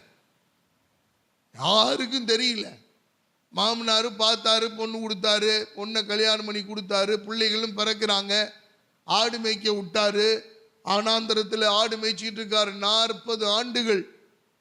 ஒரு நாள் திடீர்னு ஒரு ஆச்சரியத்தை பார்க்கிறார். வழக்கமா போற பர்வதம் தான், மலை தான், வழக்கமாய் ஆடுகளை மேய்க்கிற இடம்தான். திடீரென்று ஆச்சரியத்தை பார்க்கிறார். அது என்னன்னா, பச்சை செடி, அந்த முள்ளு செடி எரிந்து கொண்டிருக்கிறதை பார்க்கிறார். என்ன பச்சை செடி எரியறதுக்கு இங்க என்ன வேலை? இங்க என்ன வேலை? ஒரு ஆச்சரியமான ஒளி அங்கே காண்பிக்கப்படுகிறது. அந்த ஆச்சரியமான ஒளி, the burning bush, அந்த இடத்துல அதை பார்க்கும் போது அந்த ஆச்சரியமான ஒளி எல்லாரும் அப்படியே பார்க்கிறாங்க. அந்த எல்லாரும் மோசே பார்க்கும்படிக்கு கர்த்தர் ஒரு வாய்ப்பை கொடுக்கிறார். மோசே பார்த்துட்டு கிட்ட போறாரு. உன் பாதரட்சியை கழற்றி போடு, நீ நிற்கிற இடம் பரிசுத்தமான பூமி. எப்ப நான் இதே இடத்துல தான் பல வருஷமா நடந்துகிட்டு இருக்கிறேன். 40 வருஷமா இதே இடத்துல தான் ஆடு மேய்ச்சிட்டு இருக்கிறேன். அப்ப எல்லாம் சொல்லாத ஒரு வார்த்தை, ஒரு சத்தம் என்ன திடீர்னு? அப்பதான் புரிந்து கொண்டான், ஆண்டவரே, இது ஒரு ஆச்சரியமான ஒளி என்னை சந்திக்க விரும்புகிறது. அருமையானவர்களே, அன்னைக்கு மாறின வாழ்க்கை தான், அன்னைக்கு மாறினது தான். நீ கொலகாரம் பட்டத்தோடு தெரியா, பரவாயில்ல. உன்னை அதே தேசத்தில் உன்னை எல்லா ஜனங்களுக்கு முன்பாக தலைவனாக நான் உன்னை நிறுத்துவேன்னு கர்த்தர் மோசையை நிறுத்தினார். அருமையான தெய்வ பிள்ளைகளை, இஸ்ரவேல் ஜனங்களை 6 லட்சம் புருஷர்களையும் ஸ்திரீகளையும் பிள்ளைகளையும் மிருக ஜீவன்களையும் குழந்தைகளையும் எல்லாத்தையும் அள்ளி கொண்டு புறப்படும்படிக்கு கர்த்தர் மோசையை கொண்டு வழி நடத்தி. ஏன் தெரியுமா? இந்த ஆச்சரியமான ஒளி உங்களை என்னை சந்திச்சிருச்சுன்னா நம்ம வாழ்க்கை ஸ்பாவம் அனுபவங்கள் மாறி போகும். அல்லேலூயா. ஆச்சரியமான ஒளி நமக்கு தேவை. எனக்கு அன்பான கர்த்தருடைய பிள்ளைகளை, அந்த ஆச்சரியமான ஒளிக்கு உங்களை அர்ப்பணிங்க, உங்களை விட்டு கொடுங்க. உங்களை என்னை ஆண்டவர் வெறுமையா ஆண்டவர் அனுப்ப மாட்டார், வெறுமையா அந்த இடத்துல விட மாட்டார். ஆசாரிய கூட்டமாய் ராஜரீக கூட்டமாயும் எனக்கு அவருடைய ஜனமாயும் நீங்களும் நாங்களும் இருக்கும்படிக்கு தேவன் இந்த ஆச்சரியமான ஒளிக்கு நேராக நம்மை அழைத்தார். அல்லேலூயா. நகர்மையானவர்களே, பாகால் தீர்க்கதரிசிகளுக்கு முன்பதாக 450 பாகால் தீர்க்கதரிசிகளுக்கு முன்பதாக எலியா தீர்க்கதரிசி நின்று கொண்டிருக்கிறார். எல்லாரும் காலையிலேருந்து சாயந்தரம் வரைக்கும் ஜெபம் பண்றாங்க, ஒன்றும் நடக்கல. எலியா போகிறார். உங்க தெய்வத்தெல்லாம் வணங்கிட்டீங்களா? எல்லாம் முடிஞ்சிருச்சா? Okay, this is my turn, my turn. ஏப்பா பள்ளத்தை வெட்டுங்கப்பா. கோத்திரத்துக்கு 12 கோத்திரத்தின்படி எல்லா 12 கூட தண்ணியை கொண்டு வந்து நிரப்புங்க, மறுபடியும் கொண்டு வந்து நிரப்புங்க, எல்லாத்தையும் ஈரமாக்குங்க, சந்து சந்தா காலையை வெட்டுங்க, வெட்டி எல்லாம் வைங்க. வானத்தை அண்ணாந்து பார்த்து கர்த்தரை நோக்கி விண்ணப்பம் பண்ணினான். வானத்திலிருந்து ஒரு ஒளி வந்தது. அந்த நெருப்பு, அந்த ஒளி பிரகாசித்தது. எல்லா ஜனங்களும் பார்த்தார்கள். அருமையானவர்களே, அந்த அந்த பலிபிடத்திலே வைக்கப்பட்டதான பலி அப்படி நக்கி போடும்படியாக, அதுல ஒரு சொட்டு தண்ணி கூட இல்லை, எல்லாம் சுட்டரிக்கப்படும்படியாக அந்த ஒளி அந்த ஜனங்களை சுற்றிலும் பிரகாசித்தது. ஹல்லேலூயா. ஆச்சரியமான ஒளி. இன்னைக்கு உங்களுக்கு எனக்கு நேராக இந்த ஒளியை கர்த்தர் பிரகாசிக்க விரும்புகிறார். உங்க வேலையில் அற்புதம் நடக்கணுமா? இந்த ஆச்சரியமான ஒளி தேவை. உங்க குடும்பத்தில் அற்புதம் நடக்கணுமா? ஆச்சரியமான ஒளி உங்களுக்கு தேவை. உங்க ஸ்பாவம் மாறணுமா? நான் மாற்றணும்னு ட்ரை பண்ணுறேன் பாஸ்டர், ஆனால் மாறவே முடியல. வேற ஒன்றும் இல்லை. ஆச்சரியமான ஒளி உங்களை சந்திக்குமே ஆனால், அதுக்கு நீங்கள் விட்டு கொடுப்பீர்களே ஆனால், எனக்கு அருமையான ஒரு எந்த நேரத்தில் எங்கேனாலும் சந்திக்கலாம் ஆச்சரியமான ஒளி. நீங்கள் வாகனத்தில் போகும்போது கூட அந்த ஆச்சரியமான ஒளி உங்களை சந்திக்கும். நீங்கள் சும்மா வேலை பார்த்துட்டு இருக்கிற அந்த நேரத்துலையும் அந்த ஆச்சரியமான ஒளி சந்திக்கும். எப்போ சந்திக்கும்னு தெரியாது. ஆனா ஆச்சரியமான ஒளி சந்திக்க உங்களை அர்ப்பணியுங்கள். உங்களுடைய வாழ்க்கையை அப்படியே தலைகீழாக கர்த்தர் புரட்டி போடுவார். உங்க குணமே மாறிடும், உங்க சுபாவமே மாறிடும். நீங்க சின்ன குழந்தைய போல மாறிடுவீங்க. நீங்க இழந்த சந்தோஷமெல்லாம் உங்களுக்கு திரும்ப வந்துடும். எனக்கு அருமையான தேவ பிள்ளைகளை, அடி வாங்கினதை சந்தோஷமா சொன்ன ஒரே ஆள் அப்போஸ்தலனாகிய பவுல். நாம் யாராவது அடி வாங்குறத குத்து போடுறத சொல்லுவோமா? நாங்க ஒரு முறை பார்க்குக்கு போயிருந்தோம்.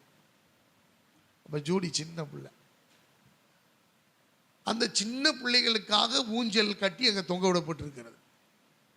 அதுல வாசகங்கள் எல்லாம் எழுதப்பட்டிருக்கிறது, இது சிறு பிள்ளைகளுக்கு மட்டும் அப்படி. ஒரு குடும்பத்தோட ஒரு 4 பேர் வந்தாங்க. நாங்கெல்லாம் உட்காந்துருந்தோம். நானும் பாஸ்டர் நாங்கெல்லாம் உட்காந்து பாஸ்டர்மாலாம் பேசிக்கிட்டு பிள்ளைங்க விளையாண்டுட்டு இருக்கோம் பார்க்கல. அது சிறு பிள்ளைகளுக்கு மட்டும் போட்டிருக்கு. அங்க ஒரு பெரிய எருமை உட்காந்துச்சு. உங்களுக்கு புரிஞ்சிருக்குன்னு நினைக்கிறேன். ஒரு கொம்பு வச்ச, ஆமா, ஒரு காட்டெருமை. அதுல உட்கார்ந்த அடுத்த நிமிஷம் அந்த ஊஞ்சல் ஒரு சொல்லிட்டுச்சு பாருங்க. வேகமா சுத்தி கழுத்து கீழே டப்புன்னு மோதிச்சு. படக்குன்னு ஒரு சத்தம். அந்த பார்க்குக்குள்ள நுழைஞ்சி ஒரு 2 நிமிஷம் கூட ஆகலை. 2 நிமிஷம் கூட ஆகலை. படக்குன்னு ஒரு சத்தம். அவ்வளோதான். பார்க்கில் உள்ளவங்கெல்லாம் ஒரு ஆச்சரியமான ஒளியை பார்த்துட்டாங்க. கழுத்து உடஞ்சிருச்சு. அவ்வளோதான், இப்படியே ஆயிடுச்சு. தூக்க முடியல. தொடாதங்கிறான். பொண்டாட்டி திட்டுது. நான் என்ன வார்த்தையை யூஸ் பண்ணணும் அதே வார்த்தை தான் அது சொன்னிச்சு. அதனால தான் நான் சொன்னேன், சின்ன பிள்ளைகளுக்கு வச்சிருக்கிறதுல எதுக்கு நீ போய் உட்கார்ற. அப்படியே ஒரு சொல்லட்டு கழுத்து உடஞ்சிருச்சு. அப்படியே தூக்கிட்டு போனாங்க. எனக்கு தெரிஞ்ச அவன் ஜென்மத்துக்கு பார்க்குக்கு வர மாட்டான்.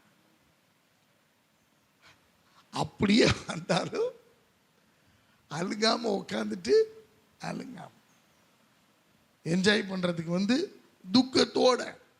எனக்கு அருமையான தேவ பிள்ளைகளை, ஆச்சரியமான ஒளி நம்மை சந்திக்க வாஞ்சை உள்ளதாக இருக்கிற, தாகம் உள்ளதா இருக்கு.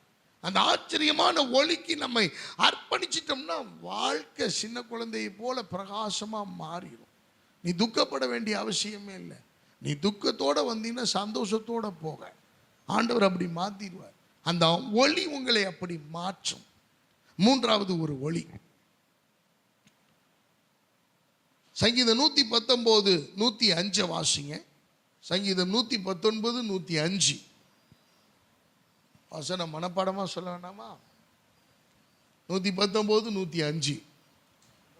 உம்முடைய வசனம் என் கால்களுக்கு தீபமும் என் பாதைக்கு வெளிச்சமுமாய் இருக்கிறது. எனக்கு அருமையானவர்களே, யோபுவின் புஸ்தகம் 29:3 வாசிப்போம். யோபு 29:3. அப்பொழுது அவர் தீபம் என் தலையின் மேல் பிரகாசித்தது. அவர் அருளின வெளிச்சத்தினால் இருளை கடந்து போனேன். எனக்கு அருமையானவர்களே, முதல் ஒளி என்ன ஒளி? பாதைக்கு வெளிச்சம், சுவிசேஷத்தின் ஒளி, நற்செய்தியின் ஒளி. 2வது ஒளி என்ன ஒளி? ஆச்சரியமான ஒளி. 3வது ஒளி என்ன தெரியுமா? வசன ஒளி. வசன ஒளி, வெளிச்சம். the light of the word, தேவனுடைய வார்த்தையின் ஒளி. எனக்கு அருமையானவர்களே, சங்கீதம் 43:3 வாசிங்க. 43:3 வாசிப்போமானால் 43:3 19:8 உமது வெளிச்சத்தையும் உமது சத்தியத்தையும் அனுப்பியருளும். அனுப்பியருளும் அவைகள் என்னை நடத்தி உமது பரிசுத்த பர்வதத்திற்கும் உமது வாசஸ்தலங்களுக்கும் என்னை கொண்டு போவதாக. 19:8 சங்கீதம் 19:8 19:8. கர்த்தருடைய நியாயங்கள் செம்மையும் இருதயத்தை சந்தோஷிப்பிக்கிறதுமாயிருக்கிறது. கர்த்தருடைய கற்பனை தூய்மையும் கண்களை தெளிவிக்கிறதுமாயிருக்கிறது. எனக்கு அருமையான தெய்வ பிள்ளைகளே, வசன ஒளி நமக்கு தேவை. The third important light we need to know, நமக்கு தெரிந்திருக்க வேண்டிய அல்லது நம்முடைய வாழ்க்கையின் அனுபவமாக்க வேண்டிய மூன்றாவது ஒளி வசன ஒளி. இன்னைக்கு நிறைய பேருக்கு வசன ஒளி இல்லை. அதனாலதான் வாழ்க்கையில பிரச்சனை. எனக்கு அருமையான தேவ பிள்ளைகளை, வாழ்க்கையில சரியா நடக்க முடியல. பாஸ்டர் எப்படி நடக்கணும்னு எங்களுக்கு தெரியல பாஸ்டர். நிறைய பேருக்கு குடும்பம் இருக்கு, குடும்பத்தை எப்படி நடத்தணும்னு தெரியாது. ஹலோ, உங்களுக்கு ஒரு விஷயம் சொல்லட்டுமா? நிறைய பேர் வீட்டில் கார் இருக்கும், ஆனால் காரை ஒழுங்காக ஓட்ட தெரியாது. உண்மைதானே? கார் இருக்கும், ஆக்டிங் டிரைவர் போட்டு ஓட்டுவாங்க. இந்த பணக்காரங்க வீட்டில எல்லாம் பார்த்தீங்கன்னா லக்ஸுரியஸாக BMW 30 லட்ச ரூபா கார் இருக்கும், ஆனால் தள்ள கூடுறதுக்கு தெரியாது. யாராவது டிரைவர் போட்டு தான் என்ன செய்வாங்க? ஓட்டுவாங்க. இது போல குடும்பம் இருக்கும், ஆனால் குடும்பத்தை நடத்த தெரியாது. பிள்ளைகள் இருப்பார்கள், பிள்ளைகளை எப்படி நடத்தணும் தெரியாது. கணவன் எப்படி மனைவிட்ட நடந்துக்கணும், மனைவி எப்படி கணவன்கிட்ட நடந்துக்கணும் தெரியாது. காரணம் என்னன்னா வசன ஒளி இல்லை. அப்ப வசனம் என்ன சொல்லுது? என்னுடைய கால்களுக்கு தீபமும், உடைய வசனம் என் கால்களுக்கு தீபமும் என் பாதைக்கு. இப்ப வசன ஒளி இருந்தா நான் ஒழுங்கா நடக்க முடியும். ஒழுங்கா நடக்க வேண்டிய பாதைகளை கர்த்தர் எனக்கு காட்டுவார். அல்லேலூயா. எனக்கு அருமையான தேவ பிள்ளைகளே, இன்றைய காலத்துல நிறைய பேருடைய வாழ்க்கையில் பிரச்சனை. என்ன படிக்கிறதுன்னு தெரியல, படித்த படிப்புக்கு ஏற்ற வேலை இல்லை, படித்த படிப்பை எப்படி யூஸ் பண்ணுறதுன்னு தெரியல, நமக்கு இருக்கிற டேலண்ட்டை எப்படி நம்ம அபியாசப்படுத்தணும்னு தெரியல, எப்படி நம்ம வருமானம் சம்பாதிக்கணுங்கிற யுக்தி தெரியல. எனக்கு அருமையான தேவ பிள்ளைகளை, ஒரு பொண்ணுக்கு 17 வயது, அவளுடைய இன்னைக்கு அவளுடைய மதிப்பு எவ்வளவு தெரியுமா? 100 கோடிக்கு சொந்தமானவள். 17 வயது. அவ சொல்றா, நான் 8 வயதுலேருந்து கோடிங் கற்றுக்கிட்டு வந்தேன், அந்த கோடிங்கில் நல்ல டேலண்ட் ஆனேன், இன்னைக்கு அதை வைத்து நான் சம்பாதித்து கொண்டிருக்கிறேன். 100 கோடிக்கு அதிபதி அவ. நம்மால செல்போனை நோண்டிக்கிட்டே இருக்குது. ஆமா, சரி, நோன்றதுலையாவது நீ ஏதாவது PhD பண்றியா? அதுவும் இல்லை. அன்பான தேவனுடைய பிள்ளைகளை, அப்ப ஏன் நம்ம வாழ்க்கை சரியில்லாம போகுது? ஏன் நம்ம குடும்பம் சரியில்லாம போகுது? ஏன் பிரச்சனையை சால்வ் பண்ண தெரியல? கணவனுக்கு மனைவிக்கும் உள்ள உறவில் ஏன் பிரச்சனை? பிள்ளைகளுக்கு பெற்றோருக்கும் உள்ள பிரச்சனை என்ன? இதை எப்படி சால்வ் பண்றது? இதை எப்படி கம்மா கிராஸ் பண்றது? இது எப்படி நான் நடத்துறது? என்னுடைய வருமானத்தை எப்படி நான் பெருக்கிக்கிறது? எப்படி நான் என் குடும்பத்தினுடைய காரியங்களை பொறுப்படுத்திக் கொள்ளுகிறது? எப்படி? நல்ல கவனிங்க. வெள்ளிக்கிழமை ஈவினிங் நம்முடைய 7 ஆண்டுகள் நிறைவு விழா கொண்டாடணும். அதுக்கு வந்தவங்களுக்கு தெரியும். இப்போ அதிரசம் நீங்கள் திங்கிறப்ப எல்லாம் அதிரசத்தினுடைய விளைவை நீங்கள் மறக்கவே மாட்டீங்க. எப்போ அதிரசம் உங்கள் கைக்கு வந்தாலும் என்ன ஞாபகத்துக்கு வரும்? பிரசங்க ஞாபகத்துக்கு வருமா? அருமையான தேவ பிள்ளைகளை, நமக்கு எல்லாம் தெரிஞ்சிருச்சுன்னு நினைச்சுக்கிட்டு இருக்கிறோம். ஆனா இந்த வசன வெளிச்சம், வசன ஒளி இல்லாததுனால தான் நம்மால ப்ராப்ளத்தை சரி பண்ண முடியல. எனக்கு அருமையானவர்களே, வேதம் சொல்லுகிறது, கர்த்தருடைய வேதம் குறைவற்றதும் ஆத்துமாவை அப்போ உன் ஆத்துமா ஏன் செத்து கிடக்குது அப்படின்னா வசன ஒளி அங்க இல்லை. வசன ஒளி இல்லை. சில பேருக்கு பார்த்தீங்கன்னா வாக்குத்தத்தம் மட்டும்தான் ஞாபகத்தில் இருக்கும். என்னை வாளாக்காமல் தலையாக்குவார், கீழாகாமல் மேலாவாய், உன்னை கீழே போடாமல் நான் மேலே தூக்குவேன், மேலே போடாமல் கீழே உன்னை பத்திரமா பார்த்துக்குவேன், என் உள்ளங்கையில் நான் உன்னை வரைஞ்சிருக்கிறேன், உன்னை நான் அடிபடாமல் பார்த்துக்குவேன், உனக்கு புண்ணு வராமல் பார்த்துக்குவேன் அப்படின்ற வசனம் மட்டும்தான் ஞாபகத்தில் இருக்கும். நீ ஒழுக்கமாக இல்லைன்னா வேதம் சொல்லுது, நீ ஒன்று அனலாரு இல்லை குளிராரு.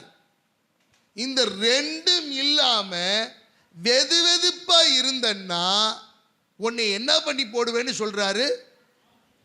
இந்த வசனம் எல்லாம் அம்னிக்கு ஞாபகத்திலே வராது, ஐயாவுக்கு ஞாபகத்திலே வராது. ஏன்னா இந்த வசனம் எல்லாம் பைபிளில் இருக்கிறதே அவருக்கு தெரியாது. ஹலோ, நல்லா கவனிங்க. வசன ஒளி, வசன வெளிச்சம். வேதம் நமக்கு தெளிவா சொல்லுது, ஆண்டவருடைய வார்த்தை வசனம் என் கால்களுக்கு. நான் போற பாதையில எப்படி நடக்கணும், எப்படி நடக்கக்கூடாது, இங்க போகலாமா வேணாமா என்பதை கர்த்தருடைய வசனம் எனக்கு சொல்லி கொடுக்கும். எனக்கு அருமையானவர்களே, ஆண்டவருடைய வசனம் அதனாலதான் அது குறைவில்லாதது, அது தூய்மையானது, அதிலே பழுதொன்றும் இல்லை. அது கர்த்தருடைய வார்த்தை. என் கால்களுக்கு அது தீபமும் என் பாதைக்கு அது வெளிச்சத்தை கொடுக்கும். நான் பத்திரமா என்னை நடக்க செய்யும். எனக்கு அருமையான தேவ பிள்ளைகளை, இந்த வாக்குத்தத்தத்தை மட்டும் சுதந்திரிக்கலாம் அப்படின்னா உன் பரலோகத்துக்கு வாய்ப்பே கிடையாது, வாய்ப்பே கிடையாது. நான் ஏற்கனவே சொல்லியிருக்கேன், 3% தான் வாக்குத்தத்தம். 97% நம்ம பின்பற்ற வேண்டிய காரியங்கள் பைபிள் இருக்கு. இந்த 3% விட்டுட்டு முதல்ல வாக்குத்தத்தை நீங்க ஜெபம் பண்ணாலும் ஜெபம் பண்ணலனாலும் கேட்டாலும் கேட்காட்டாலும் அது கர்த்தர் வாக்கு. அவர் சொல்லியும் செய்யாதிருப்பாரோ, வசனித்தும் நிறைவேற்றாதிருப்பாரோ. நீ கேட்டாலும் கேட்கலைனாலும் உங்கள் பரமபிதா உங்கள் தேவைகள் என்னவென்பதை அவர் அறிந்திருக்கிறபடினாலே அவைகளை நீங்க கேட்டாலும் கேட்கலைனாலும் அவர் சந்திப்பார். அல்லேலூயா. நீ 3% பிடிச்சிட்டு உட்காந்துருக்க கூடாது. 97% நான் என்ன பண்ணணும், நான் எப்படி வாழணும், என்ன செய்யணுன்றத கர்த்தர் நமக்கு சொல்லி கொடுக்கிறாரு. அதை நான் கடைபிடிக்கணும். எனக்கு அன்பான தேவனுடைய பிள்ளைகளை, அப்ப வசனத்தை நான் கை கொள்ள வேண்டும், வசனத்தின்படி நடக்கணும். 19வது வசனம், 19வது அதிகார சங்கீதம் 7வது வசனத்திலிருந்து வாசிங்க.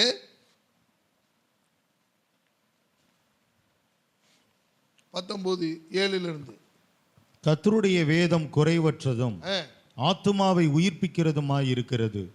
கர்த்தருடைய சாட்சி சத்தியமும் பேதையை ஞானியாக்குகிறதுமாய். அது உன்னை ஞானியாக்கிறோம். அந்த ஒளி, வசன ஒளி வந்துச்சுன்னா உன் ஆத்துமாவை உயிர்ப்பிக்கும், உன்னை ஞானியாக்கும். கர்த்தருடைய நியாயங்கள் செம்மையும் இருதயத்தை சந்தோஷிப்பிக்கிறதுமாய் இருக்கிறது. இருதயத்தை சந்தோஷிப்பிக்கும். You will be glad. நிறைய பேருக்கு சந்தோஷமே இல்லை. மூஞ்ச பாருங்க, அவங்கள பார்த்தோன்னே தான் நானே நம்ப வேண்டியது இருக்கு. டார்வினுடைய தியரி கூட சரிதான் போல் இருக்கு. டார்வினுடைய தியரி உங்களுக்கு தெரியுமா? மனிதன் எதுல இருந்து வந்தான்னு சொல்லிட்டு இருக்கிறாங்க. எதுல இருந்து? குரங்கு. சில பேருடைய மூஞ்ச பார்த்தா ஓ அது சரிதான் போல் இருக்கு. சந்தோஷத்தை பார்க்கவே முடியாது, சிரிப்பை பார்க்கவே முடியாது, மகிழ்ச்சியை. வேதம் சொல்லு, கிறிஸ்துவுக்குள் மகிழ்ச்சியா இருப்பதே நமக்கு பலன். அதான் the joy of the Lord is my strength. கிறிஸ்துவுக்குள் மகிழ்ச்சியா இருப்பதுதான் எனக்கு சந்தோஷம். எனக்கு உலக கவலை எல்லாம் இருக்குதுங்க, கடன் பிரச்சனை எல்லாம் இருக்குதுங்க, சந்தோஷமா நான் இருக்கிறேன். எனக்கு அருமையானவர்களே, நீ எப்படி நடக்கணும், கடன் வாங்கலாமா வேணாமா பைபிள்ல இருக்கு. நான் இதை செய்யலாமா செய்ய வேணாமா பைபிள்ல இருக்கு. வசன ஒளி எனக்கு தேவை. அப்ப இருதயத்தை சந்தோஷிப்பிக்கிறதுமாய் இருக்கிறது. தொடர்ந்து வாசிங்க. கர்த்தருடைய கற்பனை தூய்மையும் கண்களை தெளிவிக்கிறதுமாய் இருக்கிறது. இந்த பிரபஞ்சத்தின் அதிபதியானவன் கண்களை குருடாக்கி வச்சிருக்கிறான். ஆனா அந்த வசன ஒளி கிடைச்சிருச்சுன்னா உங்களுடைய கண்கள் என்ன ஆயிருமா? தெளிவாயிரும். வாசிங்க. கர்த்தருக்கு பயப்படுகிற பயம் சுத்தமும் என்றைக்கும் நிலைக்கிறதுமாய் இருக்கிறது. கர்த்தருடைய நியாயங்கள் உண்மையும் அவைகள் அனைத்தும் நீதியுமாய் இருக்கிறது. அவைகள் பொன்னிலும் மிகுந்த பசும் பொன்னிலும் விரும்பப்படத்தக்கதும் தேனிலும் தேன் கூட்டிலிருந்து ஒழுகும் தெளிதேனிலும் மதுரம் உள்ளதுமாய் இருக்கிறது. கருமையான தெய்வ பிள்ளைகளே, ஒரு மனுஷனுக்கு என்ன தேவையோ அதெல்லாம் இந்த வசன ஒளி என்ன செஞ்சிருது? தந்துரும். உன் இருதயம் சந்தோஷமா இருக்கணுமா? உன் மனசு தெளிவா இருக்கணுமா? உன் கண்கள் தெளிவாகணுமா? உன் சரீரம் தெளிவாகணுமா? நீ ஆரோக்கியம் அடையணுமா? உன் ஆத்துமா புஷ்டி ஆகணுமா?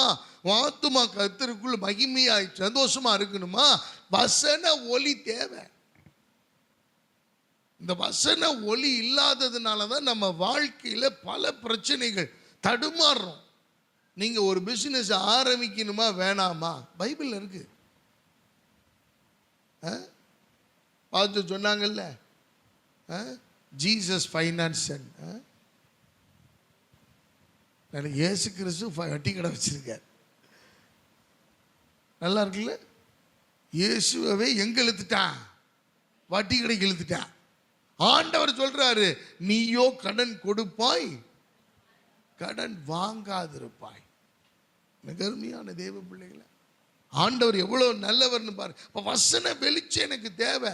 நான் எந்த பிஸ்னஸ் பண்ணலாம், என்ன செய்யலாம், இது எனக்கு ஓகேவா, இதை ஆரம்பிக்கலாமா, இதை செய்யலாமா, இது காரியம் என்ன, தேவனிடத்தில் நம்ம கேட்கணும், விசாரிக்கணும். ஏன்னா இன்னைக்கு தொடங்கினவங்க நிறைய பேர் முடிக்கல நல்லபடியா. ஆரம்பம் நல்லா இருக்கு, முடிவு சிறப்பானதா இல்லை. காரணம் வசன வெளிச்சம் இல்லை, வசன ஒளி இல்லை. வேதம் சொல்லுகிறது, சங்கீதம் 1:2, கர்த்தருடைய வேதத்தில் இரவும் பகலும், வேதத்தில் பிரியமாயிருந்து இரவும் பகலும் அவருடைய வேதத்தில் தியானமாயிருக்கிற மனுஷன் பாக்கியவான். எனக்கு அருமையானவர்களே, இன்னைக்கு நம்முடைய மெடிடேஷன் என்ன? எப்படி கடன் கொடுக்கிறது, எப்படி கடன் அடைக்கலாம். வாங்குறப்ப எல்லாம் உற்சாகமா இருக்கும் பாருங்க, கட்டுறப்ப அந்த உற்சாகம் வராது யாருக்குமே. வாங்கும்போது பார்த்தீங்கன்னா அப்படியே சிரிச்சுக்கிட்டு, கட்டா பணம் வாங்கும்போது யாராவது அழுதுகிட்டு வாங்குவாங்களா? கண்ணீரோட ஐயோ நான் வட்டிக்கு பணம் வாங்குறேனே, ஏசப்பா என்னை மன்னிச்சிருங்கப்பா, ஆண்டவரே இப்படி தேவனுக்கு விரோதமா நான் துரோகம் பண்றேனே, அநியாயம் பண்றேனே, வசனத்துக்கு விரோதமா நடக்கிறேனே அப்படின்னு இந்த கவலையோட யாராவது ஒருத்தர் பணத்தை வாங்கியிருப்பீங்க? உண்டா? வரும்போதே அதில் அப்படி ஒரு நோட்டை உருவி பிரியாணி வாங்கிட்டு, இதில் லோன் இல்லை. நமக்கு தெரியல, ஏன்னா வசனம் தெரியல. வசனம் நமக்கு போதுமான அளவுக்கு நமக்கு நல்ல சாரம் இல்லை, இந்த அனுபவம் நமக்கு இல்லை. இந்த சாரம் இல்லாததுனால தான் நமக்கு பிரச்சனை வருது. வசனம் நமக்கு நினைப்பூட்டும். எனக்கு அருமையான தெய்வ பிள்ளைகளை, அப்ப இரவும் பகலும் அவருடைய வேதத்தில் தியானமாய் இருக்கிற மனுஷன் பாக்கியவான். கர்த்தருடைய வசனத்தை நீங்க படிக்கணும், நாள்தோறும் படிக்கணும். சின்ன பிள்ளைங்கள் எல்லாம் காலையில் எந்திரிச்சோன்னு எழுப்பி, ஆமா 2 இறுக்கி பைபிளை படிக்க வைங்க. நீங்க எதுக்கு கண்டிக்கிறீங்களோ இல்லையோ, பைபிளை படிக்கிறதுக்கு கண்டிங்க. பைபிளை படிச்சுட்டு தான் அடுத்த வேலை. வேதத்தை படிக்க சொல்லணும். வேதத்தை படிக்கிற அனுபவத்துக்குள்ள பிள்ளைகளை கொண்டு வரணும். அன்பான கர்த்தருடைய பிள்ளைகளை, அப்ப வசன ஒளி நமக்கு இன்றியமையாதது. வசன ஒளி இல்லைன்னா முடிஞ்சு போச்சு.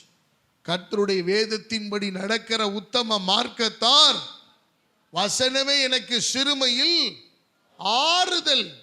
எனக்கு அருமையான தேவ பிள்ளைகளே, வசனம் என்னை குணமாக்கும், என்னை சுகப்படுத்தும், என்னை பாதுகாக்கும். வசனத்தை பிடிச்சுக்கணும். வசன ஒளி எனக்கு தேவை. எனக்கு அருமையான தேவ பிள்ளைகளை, இறுதியாக ஒரு ஒளியை சொல்லி நிறைவு செய்கிறேன். 3 ஒளியை சொல்லியிருக்கிறேன். ஒன்று நற்செய்தியின் ஒளி, சுவிசேஷத்தின் ஒளி. 2வது ஆச்சரியமான ஒளி. 3வது வசன ஒளி. 4வது மிக முக்கியமான ஒரு ஒளி, ஜீவ ஒளி. ஜீவ ஒளி, த லிவிங் லைட், ஜீவ ஒளி. யோவான் 8வது அதிகாரம் 12வது வசனத்தை வாசிங்க. யோவான் 8:12.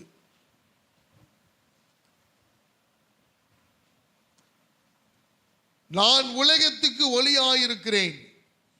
என்னை பின்பற்றுகிறவன் இருளில் நடவாமல் ஜீவ ஒளியை அடைந்திருப்பான். எனக்கு அருமையானவர்களே, இறுதியாக நமக்கு 4வது ஒளி தேவைப்படுகிறது. அந்த ஒளி ஜீவ ஒளி. ஒரு அல்லேலூயா சொல்லுவோமா சத்தமா? ஜீவ ஒளி அவசியம். ஒரு மனிதனுக்கு அது என்ன ஜீவ ஒளி? உயிரோட்டம் நிறைந்த ஒளி. அருமையானவர்களே, இந்த லைட்டுகள்லாம் சுவிட்ச் போர்டு இருக்கு, கண்ட்ரோல் இருக்கு, ஆஃப் ஆயிரும். சூரியனுக்கு, சந்திரனுக்கு, நட்சத்திரங்களுக்கு கர்த்தர் ஒரு சுவிட்ச் வச்சிருக்கார். ஒரு நாள் சூரியன் என்ன ஆகுமா? அந்தகாரப்படும். சந்திரன் என்ன ஆகுமா? இருளாகும். நட்சத்திரம் என்ன ஆகுமா? ஒளி கொடாது இருக்கும். அத்தி காய்களை போல உதிர்ந்து உழும். எல்லாத்துக்கும் ஒரு ஆஃப் லைட் வச்சிருக்கார். ஆனா ஆஃபே ஆக்க முடியாத ஒரு ஒளியை கர்த்தர் நமக்கு வைத்திருக்கிறார். அது உயிரோட்டம் நிறைந்த ஜீவ ஒளி. அல்லேலூயா. எனக்கு அருமையான தேவ பிள்ளைகளை, இந்த உலகம் காரிருள்ள கிடக்கிறது. ஆனா உங்களை என்னையும் ஜீவ ஒளிக்கு நேராக நம்மை கொண்டு போக ஆண்டவர் வாஞ்சிக்கிறார். யோவான் 1வது அதிகாரம், யோவான் 1:4-9 வரைக்கும் உள்ள வசனங்களை வாசிக்கும் போது, யோவான் 1வது அதிகாரம் 4 அவருக்குள் ஜீவன் இருந்தது. ஜீவன் இருந்தது. அந்த ஜீவன் மனுஷருக்கு ஒளியாய் இருந்தது. மனுஷருக்கு ஒளியாய் இருந்தது. அந்த ஒளி இருளிலே பிரகாசிக்கிறது. அந்த ஒளி இருளிலே பிரகாசித்தது. இருளானது அதை பற்றிக் கொள்ளவில்லை. தேவனால் அனுப்பப்பட்ட ஒரு மனுஷன் இருந்தான். அவன் பேர் யோவான். அவன் தன்னால் எல்லாரும் விசுவாசிக்கும்படி அந்த ஒளியை குறித்து சாட்சி கொடுக்க சாட்சியாக வந்தான். அவன் அந்த ஒளி அல்ல. அந்த ஒளியை குறித்து சாட்சி கொடுக்கிறவனாக இருந்தான். உலகத்திலே வந்து எந்த மனுஷனையும் பிரகாசிப்பிக்கிற ஒளியே அந்த மெய்யான ஒளி, அந்த மெய்யான ஜீவ ஒளி. அல்லேலூயா. உயிரோட்டம் நிறைந்த ஒரு ஒளி.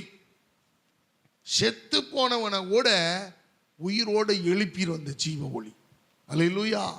அப்படிப்பட்ட ஒளியை கர்த்தர் நமக்கு கொடுத்திருக்கிறார். நல்ல கவனிங்களேன். எப்படி ஜீவ அப்பம் நானே அப்படின்னு சொன்னாரோ, அதே போல ஜீவ ஒளி அவர் தான். அல்லேலூயா. ஜீவ ஒளி நம்ம எல்லாருக்கும் உயிர் நிறைந்த அப்பமாகிய அவர் நம்ம இன்னும் கொஞ்ச நேரத்தில் இந்த பந்தியில கலந்து கொள்ள போகிறோம். அப்பமாக ஆண்டவர், ஜீவனுள்ள தேவனாக நமக்குள் அவர் வாசம் பண்ண, அவருடைய சொந்த இரத்தத்தை சிந்தி கொடுத்த, கிருபாதார பலியாக நமக்காக எல்லாவற்றையும் அர்ப்பணித்த தெய்வம் அவர். அவருக்கு அடையாளமாகத்தான் இந்த அப்பமும் ரசமும் இங்க வச்சிருக்கிறோம். அப்ப ஆண்டவர் நமக்கு சொல்லுங்க, ஜீவ அப்பத்தை போல ஜீவ ஒளி உனக்கு தேவை. ஒளி உங்களோடு இருக்கையில் அந்த ஒளியை நீங்க என்ன செய்யுங்க? பற்றி கொள்ளுங்கள். இருளானது அந்த ஒளியை பற்றி கொள்ள முடியாது. எனக்கு அருமையானவர்களே, இருளானது அந்த ஒளியை பற்றி கொள்ள முடியாது. இருள் ஓடிடும். நீங்கள் நான் அந்த வெளிச்சத்தை பிடிக்கும் போது, அந்த வெளியை ஜீவ ஒளியை பிடிக்கும் போது, எனக்கு அருமையானவர்களே, நம்முடைய கால் இடராது. நம்ம உயிரோட்டம் நிறைந்தவர்களாக இருப்போம். தேவனுக்கு பிரியமானவர்களாக இருப்போம். இஸ்ரவேல் ஜனங்கள் சிவந்த சமுத்திரத்தின் ஆழத்தில் நடந்தார்கள். அங்க போய் யாராவது தீப்பந்தத்தை பிடிச்சிட்டு போனாங்களா? இல்லை. இருளிலே நடந்து போனார்கள். ஆழத்திலே நடந்து போனார்கள், காரிருளிலே நடந்து போனார்கள். வேதம் சொல்லுகிறது, கர்த்தரே அவர்களுக்கு வெளிச்சமாயிருந்தார். ஜீவ ஒளியில நடந்து போனாங்க. ஐயா, உங்களுக்கு பல பிரச்சனைகள் இருக்கலாம். நீங்க ஜீவ ஒளியை நீங்க பிடிச்சுக்கிட்டீங்கன்னா, ஜீவ ஒளியை பற்றி கொண்டிருப்பீர்களே, ஆனால் உங்க பிரச்சனைகளின் நடுவிலே நீங்க வெளிச்சத்தில் நடக்கும்படிக்கு கர்த்தர் காண்பிப்பார். ஜீவ ஒளியில நடக்கிறவன் இடறி விழ மாட்டான். ஜீவ ஒளியில நடக்கிறவர்கள் இடறி அவர்கள் விழுந்து பாதிக்கப்பட மாட்டார்கள். உங்களுக்கு பாதிப்பு வராது, நஷ்டம் வராது, பிரச்சனை வராது, போராட்டம் வராது. அப்படி வந்தாலும் நீங்கள் வெளிச்சத்திலே அதை அடையாளம் கண்டு கொண்டு மீண்டு வந்து கர்த்தருக்கு மகிமையாக பிரகாசிப்பீர்கள். அல்லேலூயா. இந்த 4 ஒளி அவசியமானது. கருமையான நற்செய்தியினுடைய ஒளி, ஆச்சரியமான ஒளி, 3வது வசனத்தின் ஒளி, இறுதியாக ஜீவ ஒளி. இந்த 4 ஒளி இன்றி அமையாதது. The desperate need for the human. ஒவ்வொரு மனுஷனுக்கும், மனுக்குலத்துக்கும் அவசியமான ஒளி இந்த 4 ஒளி. இந்த 4 ஒளியில ஒன்று குறைஞ்சா கூட நமக்கு பிரச்சனை தான். இது 4 இந்த ஒளி பிரகாசமா இருக்கான்னு உங்களை நீங்க பரிசோதனை பண்ணி பாருங்க. Clarify your self, examine your self. எனக்கு அருமையானவர்களே, are you in the light? நீங்க இந்த வெளிச்சத்துக்குள்ள இருக்கிறீங்களா? ஒளிக்குள்ள இருக்கிறீங்களா? இந்த நற்செய்தியின் ஒளி உங்களுக்குள்ள இருக்கிறதா? உங்க சுபாவம் மாறி இருக்கிறதா? ஆச்சரியமான ஒளி உங்களை சந்திக்க நீங்கள் அனுமதிக்கிறீர்களா? உலகத்தை பார்த்து நீங்க ஆச்சரியப்படுறதெல்லாம் ஒண்ணும் இல்லை. இதெல்லாம் இருக்கும், கடந்து போகும். இதெல்லாம் அழிவுக்கு முன்னாடி வைக்கப்பட்டிருக்கிறது. இதெல்லாம் ஒரு நாள் இல்லாமல் போகும், இல்பொருளாய் போகும், ஒரு தூசுக்கு சமானமாய் போகும். ஆனா மாறாத ஒன்று இருக்கு, அந்த ஆச்சரியமான ஒளி, வசன ஒளி. வேதம் சொல்லுகிறது, the heaven and earth will pass away but the word of God will remain forever.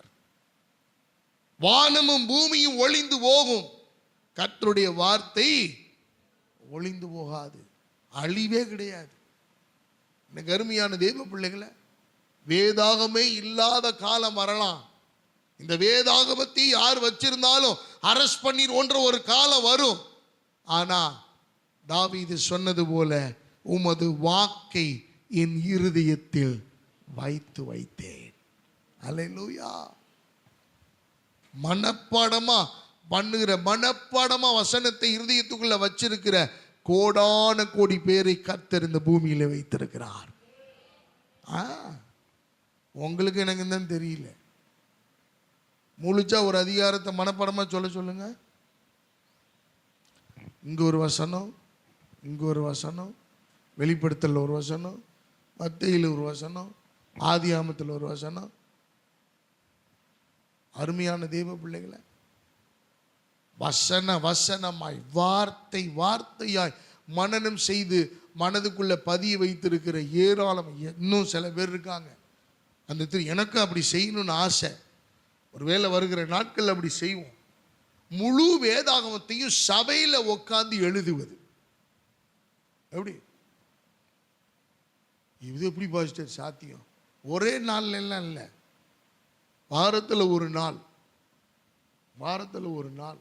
ஒரு 3 மணி நேரம் எல்லாரும் உட்கார்ந்து சபையில் பைபிளை பார்த்து தன்னுடைய கையினாலே, சாகரத்துக்குள்ள தன்னுடைய கையினாலே ஒரு வேதாகமத்தை எழுதணும்னு. அதுக்கு புக்கெல்லாம் இருக்கு, அதுக்கெல்லாம் அந்த நோட்டெல்லாம் இருக்கு. பைபிள் எழுதுறதுக்குன்னே ஒரு நோட்டை பிரிண்ட் பண்ணி விற்கிறாங்க. சும்மா அது போட்டிக்கெல்லாம் இல்லை. அதை எழுத எழுத எழுத என் அப்பாவினுடைய வார்த்தை அப்படியே என் மனதுக்குள்ள போகும், என் உள்ளத்துக்குள்ள போகும். எனக்கு ஒரு சந்தோஷம், அந்த வேதாகமத்தை பார்க்கும்போது என் கையாலேயே எழுதின வேதாகமம். அல்லேலூயா. எவ்வளோ பேர் செய்கிறாங்க தெரியுமா? ஒரு சபையில் மதுராந்தகத்தில் எனக்கு தெரிஞ்ச ஒரு பாஸ்டர், அருமையான போதகர்.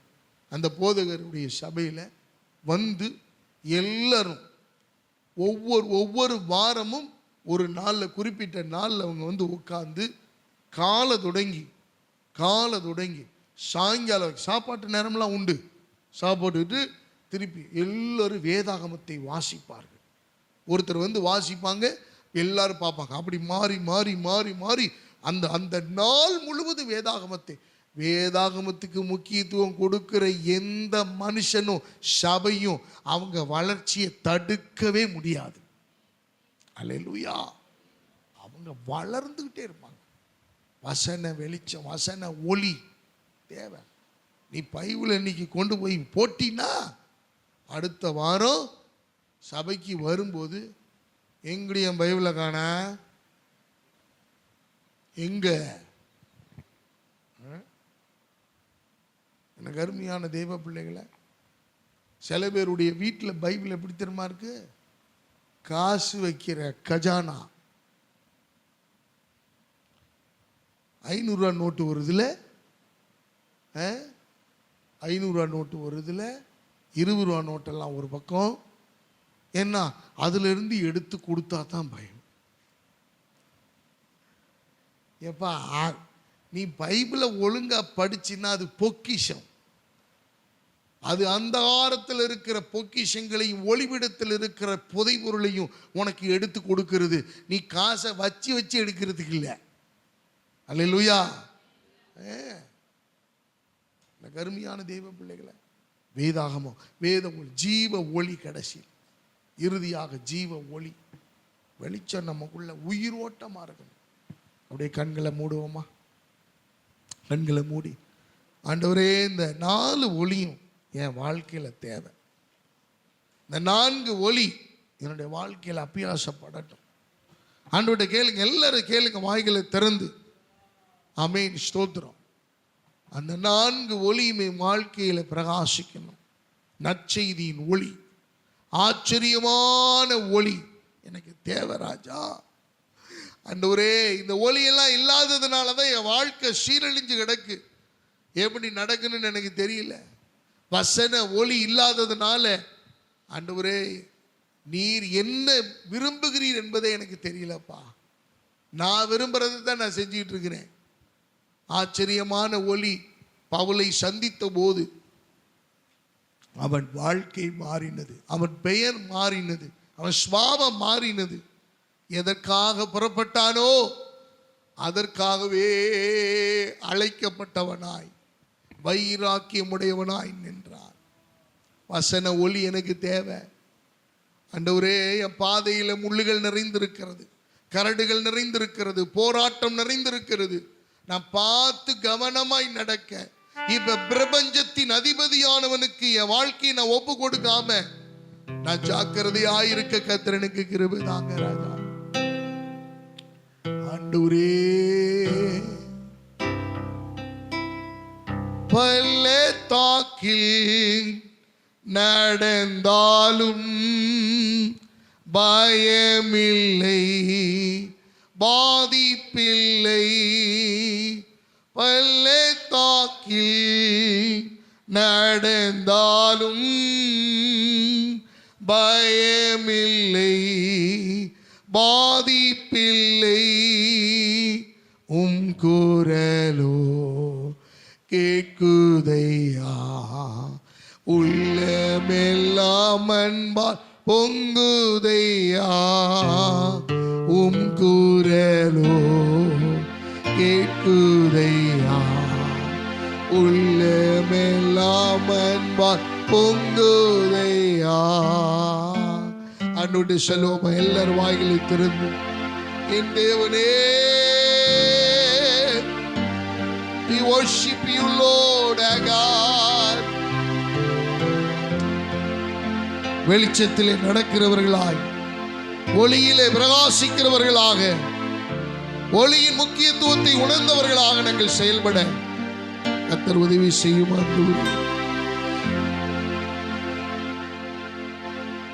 ஆண்டவரே,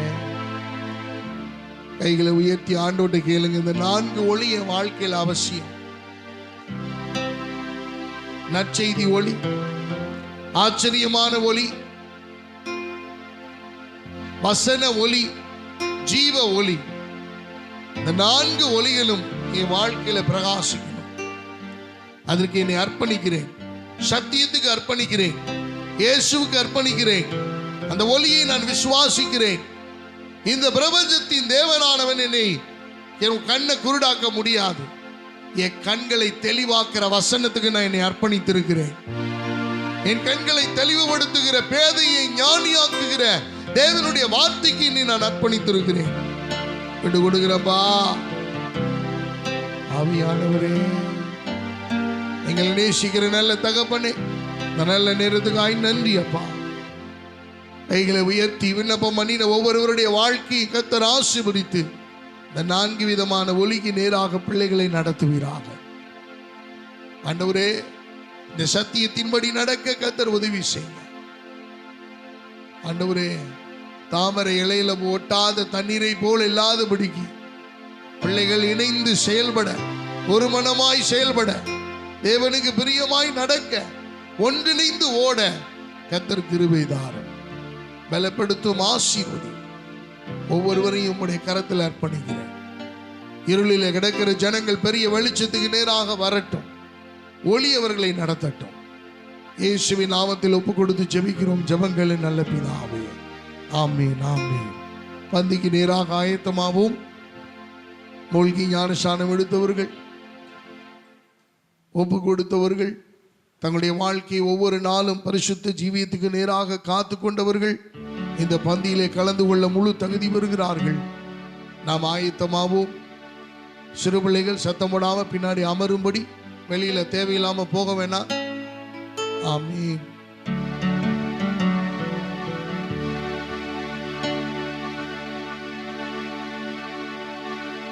ஸ்தோத்திரம் ஆண்டவரே. ஆண்டவர்கிட்ட ஒப்பு கொடுங்க.